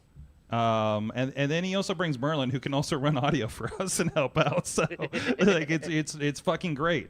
But I'm so glad Merlin, like, I didn't want to give Merlin a job so we could just appreciate the show and have fun, because we make him work at those VCW shows, and those are the most hair pulling shows sometimes. So hey, listen, when the booker's beast, man, you know, it goes the way you think it's gonna go. I keep fighting him to book me, and he won't. He doesn't want to bring him to West Virginia. Hey, you know, it's a lot of fun we could do down there, and who knows, you'll end up fighting Super Oprah again or something, right? Didn't you do one of those recently in the last couple of years? Yeah, I only did one. With Oprah? Yep. I got whammed, like the corner spot. Oh, no. Oh, my God. I was like, oh, fuck. That's well, just like Beastman, like when Oprah's moving, you can't stop. No, I loved it. No, it's pulled her wig off, I think. I don't know. Oh, that's when it turns. Yes, snatching wigs. Mm-hmm. Dude, I need to go. I feel like there's probably some really funny clips from there. Has Mad Mike watched the Super Oprah match? Probably not. You need to go watch that needs to happen. Okay, we need to send some. I have a 2-year-old. It's not that bad. Put some headphones on. My you know, niece was there. You just see what Oprah does to George. I can only imagine. T-Pop, find a match for him. You're in my research department right now. So, anyways, no, I appreciate it. There was actually, I always appreciate being a videographer over all these years and kind of having the best seat in the house. Yeah. Honestly, for wrestling matches, has been like kind of the coolest fucking thing for me the last 15 years. But it was a point where like it was like your match or the tag team match where I just kind of went to George's like, I kind of like being in here during this, you know, like it was really cool to be in that position, you know. Oh, like last week? Or yeah, last week. 2 weeks? Last Tuesday, yeah. Was that last week? That was last Tuesday. I know it's been like a month since last Tuesday. So because I've done like 4 shows since, so. But no, that was a really cool feeling to be in there and like feel like, you know, kind of like it felt like I didn't feel out of place, you know, in there, which I've never wanted to get in the ring out of respect for everybody, you know. It felt natural with you in there. It did feel natural. So maybe because I've just been watching it for so fucking long. But it felt right. I'm not going to do that. No? I'm not going to become a regular ring announcer or anything well, for like your that. shows, No, yeah. Like not even like maybe if we do another anniversary show, maybe this becomes an annual thing. I don't know. Maybe we could. I don't know. But otherwise, if there's anything else, I'm not going to be there. Eamon's going to be the fucking ring announcer. Like, okay, let's be here. Like we're gonna like I need to be on production honestly because if I were to run a show. There's certain things I want to do with shows that I don't feel that anybody in Pittsburgh currently does. I've said this to multiple people. And I need to be in charge of that because they're not things that anybody knows to do in Pittsburgh, but we've been doing at other shows in other places, you know, in other states, in other, you know, levels and things like that. That I feel like if you brought it in, it's going to change the game a little bit for Pittsburgh wrestling. We introduced some of that at 880, obviously. On like the no budget version. So, but yeah, no, and I think and Joy's doing definitely something that nobody else is doing as far as presentation, obviously. But I still think, yeah, episode 1000 is coming up shortly. I'm not doing another wrestling show for 1,000. I'm not doing a wrestling show for 10 episodes from now. That's not happening, guys. Okay, we're just gonna do. That's gonna be the everybody gets in here and we reminisce show for 3 hours. Sorg, I didn't map this out. Do we know when the 1000th show is yet? Do the math. Do the math. Oh, God, it might be WrestleMania week. Think about it. I was gonna say, is it during Mayhem Mania? It is probably during Mayhem Mania. Oh, brother. Oh my God. Oh, okay. Boy. I got something to plan during midterm week. Oh my God. I think during midterm. You need Flexer here for that one for sure. Mm-hmm. Hold on, this is 989. Hey, he's gonna math that kind of stuff. Pawner asked Sorg for the choke slam. How could you do that to your son? Also, how detailed information did you get, or just the general how matches should go? That I got, or how that I gave? Sorg. Wait, hold on a second. Yeah. Mayhem 1000 is I think a week after your birthday and a day before mine. That's cool. And it's also before Mania. Yep. Okay. And so also, wait a minute. Mania style. Mike, isn't that also the week for that other thing that we've been talking about that we haven't told people about yet? The week after. It's the week after that. The week after. Okay, so maybe I'm conflating things, but it's the week after. Okay, we got to talk off air for this. Yeah. We were going to give something away by accident that we're working on here. So how do you choke slam your son? You know what's... Hey, I did actually no. I choke slammed Reese. I feel like Reese is always getting beat up by everyone. I beat him up. I beat him up like 2 weeks ago or 3 weeks ago. Guys, honestly, guys, I've choke slammed my son. It's not that hard. He's not the one that was supposed to get that. Oh. They couldn't make it. The person who wanted to be in that position couldn't make it. Can you say who it was? Oh, I don't want to because it might happen. I don't know. So, but there's somebody who really wanted to be in that spot.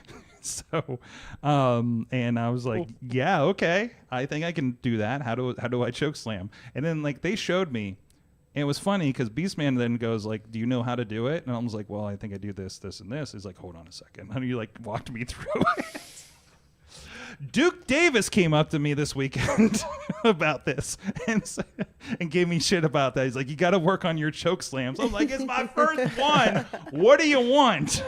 So, and I'm like, I'm sorry I'm not 7 feet tall like you to deliver a choke slam. Also, we picked the smallest guy. It looked good, Sorg. Thank you. It looked Sorg. It looked good. It looked Sorg. It looked Sorg. It looked good. It looked really good. I did worry I was going to kill him halfway through it, though. That's why I went down with him. Because I did you like put him in? Did well, you keep going? I picked him up, and then I realized I was driving too hard, and I was like, oh, no, I got to pull back. And then I just, yeah. It looked really good, though. It looked really good. And I love that Beastman didn't even know that was happening. I love how much I didn't know about Riz. I didn't know about the end of the Riz segment at all. I was just like, you guys get together, put this, like, they're like, hey, can we try this? That's fine.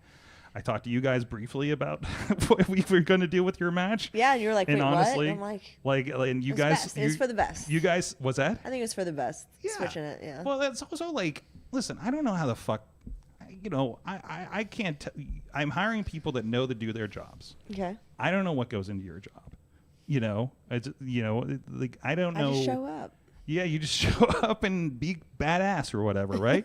So I'm just like, you guys are gonna get together. You guys are gonna make some fucking beautiful. What has Ronnie Nicole play the beautiful, brutal art that is professional wrestling? We're recording some stuff with her, so it's on top of my mind lately. So look for that in February. Spoiler. But no, like I'm hiring people that I trust. Yeah. You're right. We're asking people to do the show that I trust, between you, Gory, I know Brandon and KC every week. I'm just like, hey, I know you guys are going to do something fucking cool. Make sure this and this happens. You're like, don't fuck with the pit fuck guys. We're good, we're good with that, and that's it, There was a couple matches where I was just like, I don't care who goes over. You guys figure it out, I don't care how this ends. I just want it to be fun, Yeah. And it's like, and we're not in story. It's a one-shot show. Like, other than like making sure, weird things don't happen with belts, like that's the only guidance there is on this thing. We're borrowing from other people, so you got to consider that. How many different titles were defended? We had 2. Because there's the pit fight tag titles and the TNF, yes. Okay, so that's cool. Yep. Which isn't even like, it's cool. Not even a women's title. Oh, that's just the title. So she won it from some guy named John, I think. Ultimate Warrior style, by the way. Really? They did the honky tonk Ultimate Warrior with it. It was great. It was amazing. I like that guy's cool. Yes. Yes, if though weird and hugged me. So yeah, that was interesting. Anyways, will there be another show? Stay tuned. We'll see. I might have a little bit of the bug. So, yeah, I can't thank enough the people, including you, Dani, that were a part of that show, behind the scenes, in front, even the people that were not technically working the show, that scrambled to get the power back for us from the crowd. Chachi, was it I think Chachi and Matt or Chad or somebody were involved there, and they got locked in the back room at some point during the show. Like there's That a whole sounds about right. there's a whole like side, like when you like watch like there's a story that's like this is the stuff that happened to these characters while the main stuff was happening. They're fighting the fucking Godzilla or whatever. Like that's like the story happening The on the side side. quest. Like there's like a WMS Unreal episode that can go into this that from all the stuff that happened around that show. So Mike, It was actually a veiled reference to the hidden Mayhem lore, where someone gets trapped in a closet. who got trapped in a closet?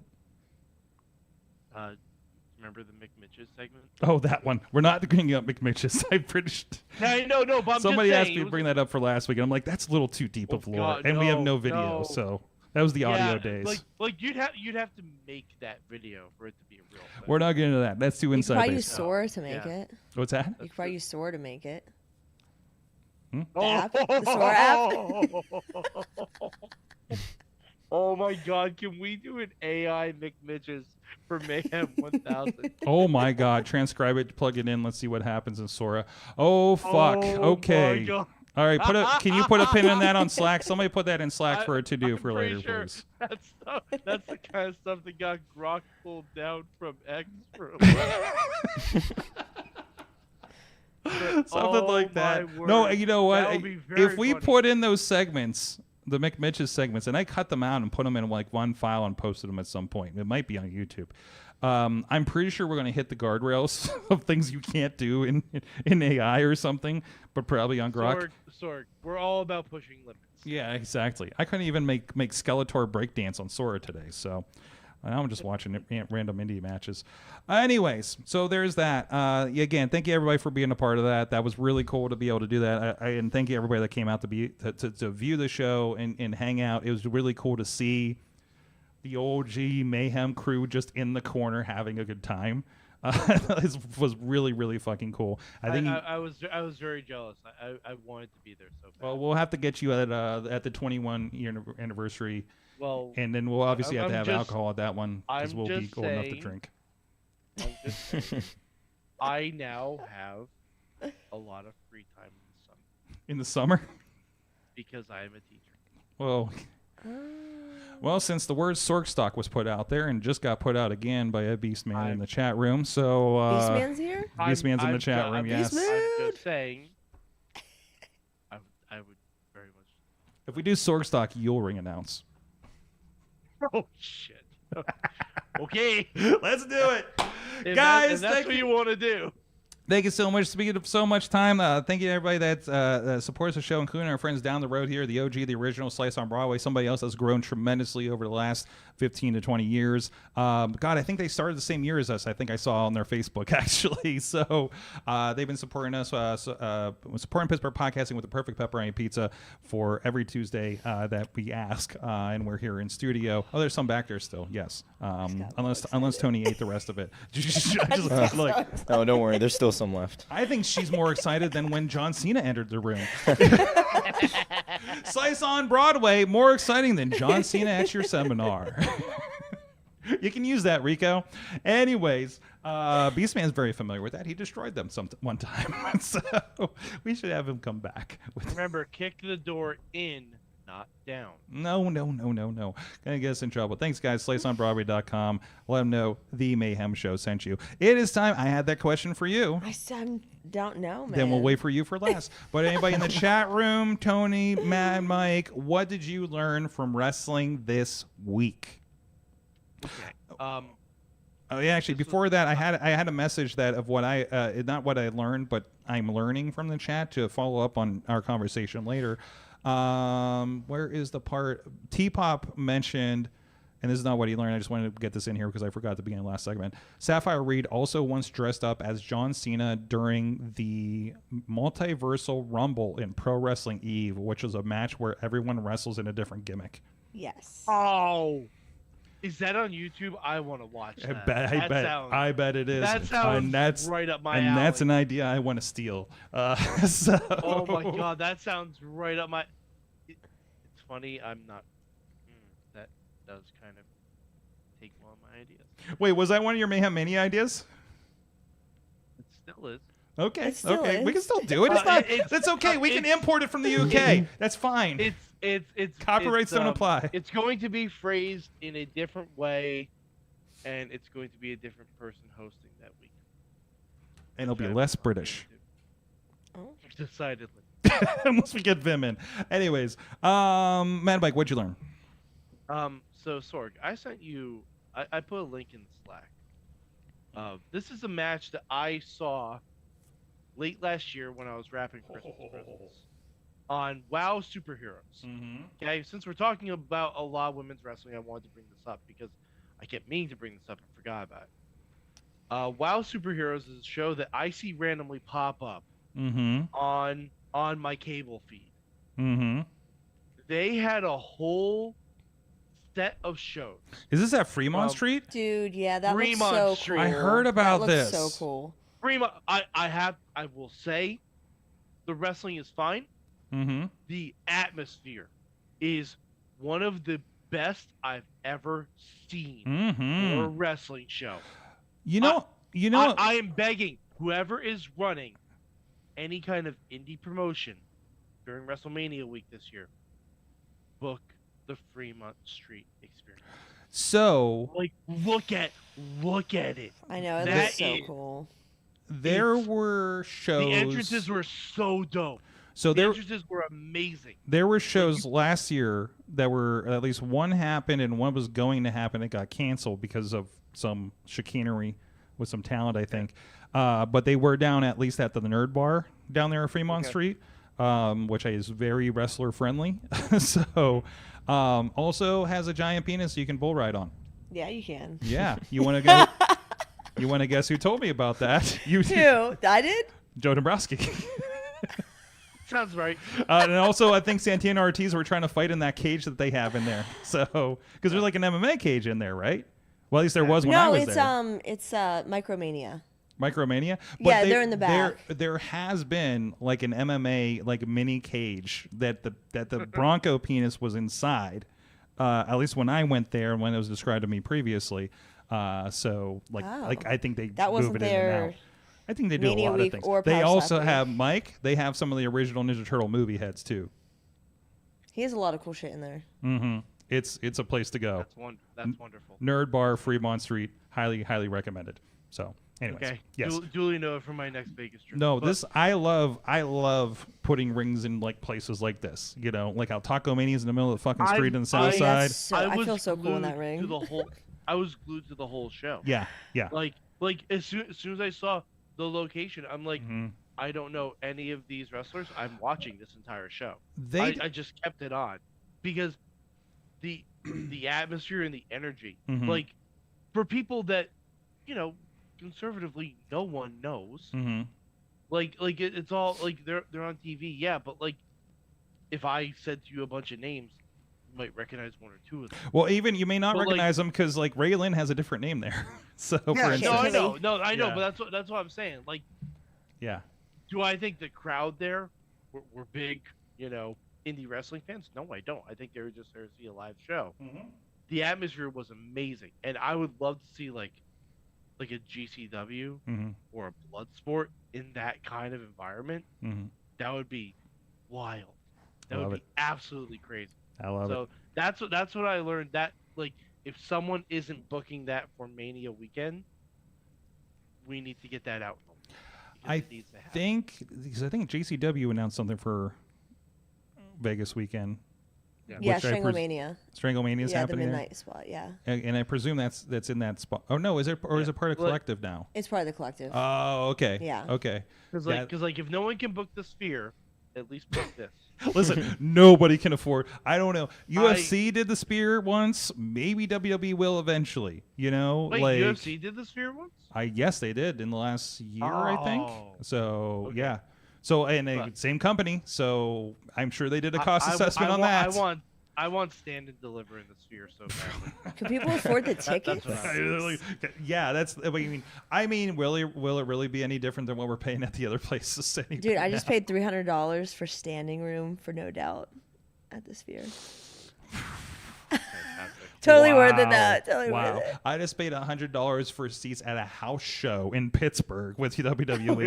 If that tells you how things are going, right? Like the cheap tickets were $60.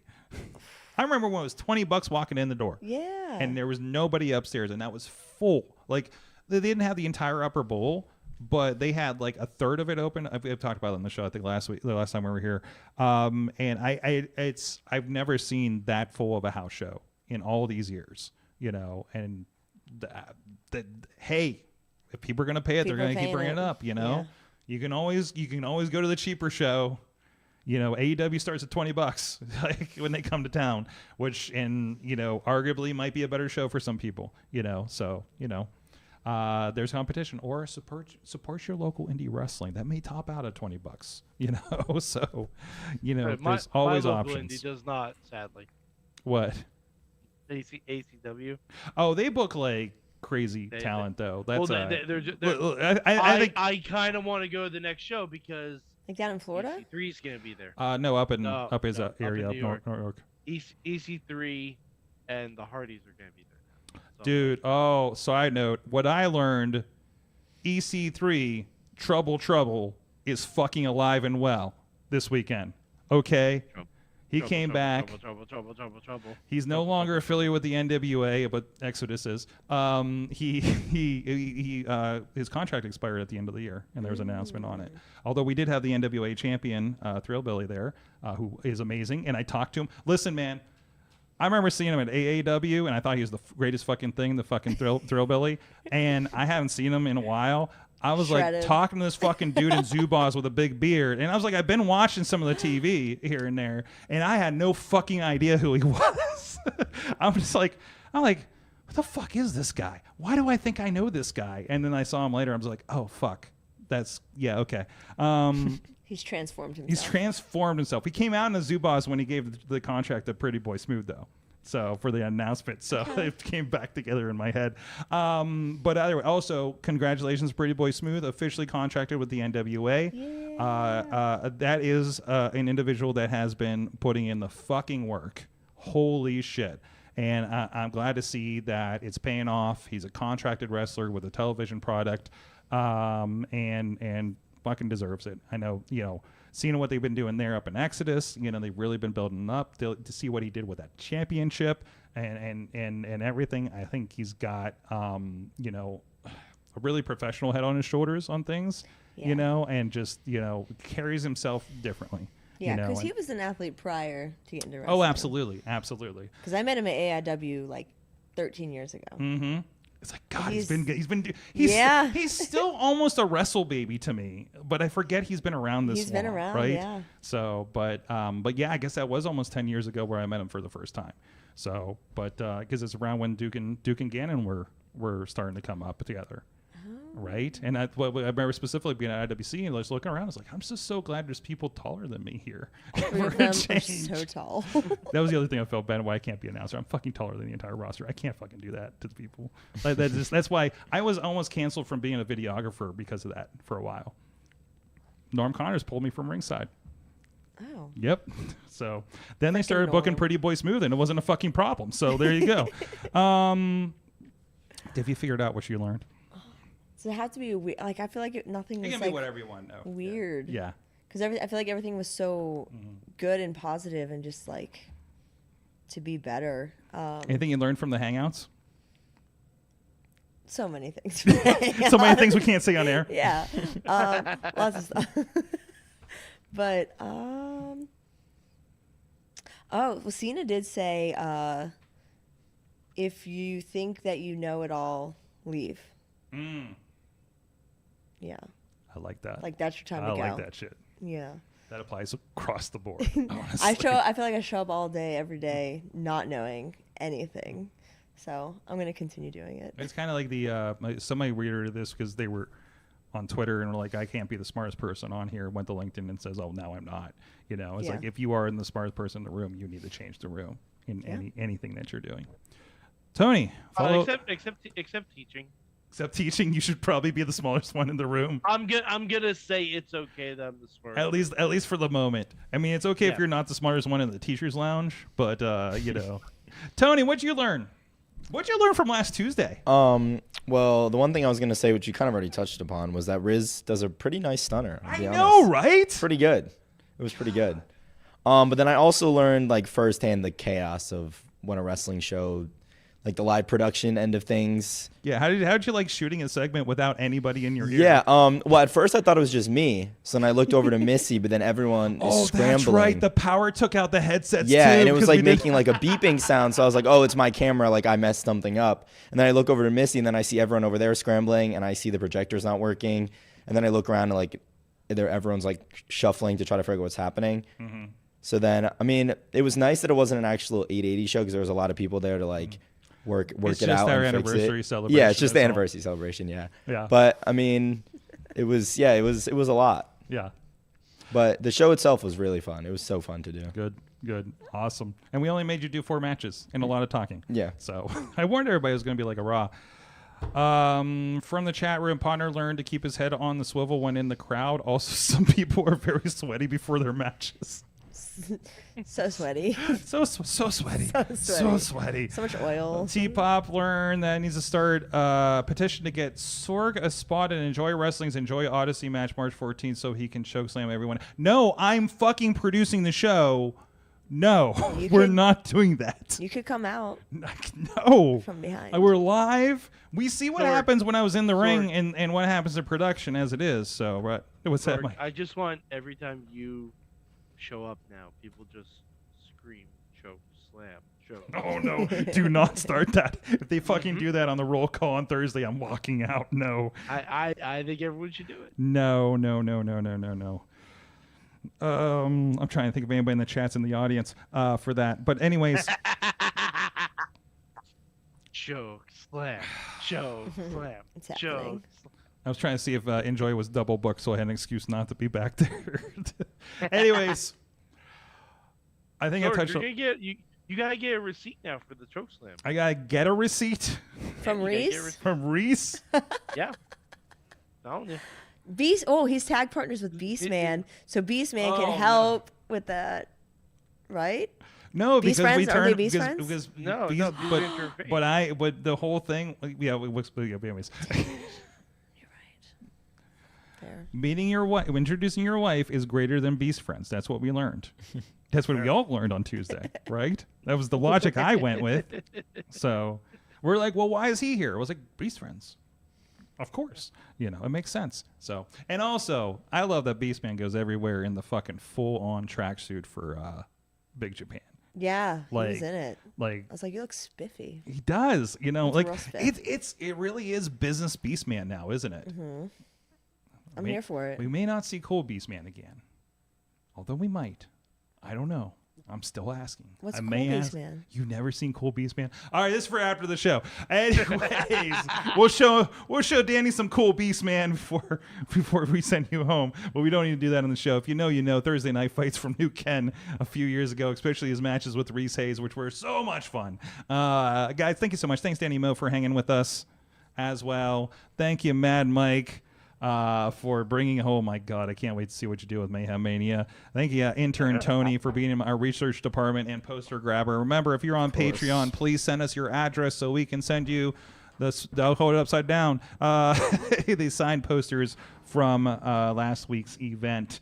Get your entries in for Mayhem Mania. We do have extras, so if you're a new Patreon supporter, it's a good time. I'm going to say we will send them at minimum $5 levels for new Patreon people.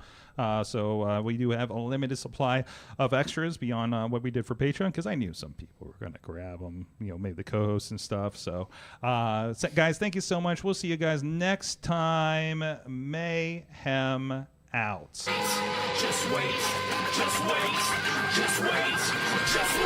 Wait for the perfect time, then attack. Don't give up what you want, take it back. Wait for the perfect time, then attack. This show is a member of the Sorgatron Media Podcast Network. Find out more at sorgatronmedia.com.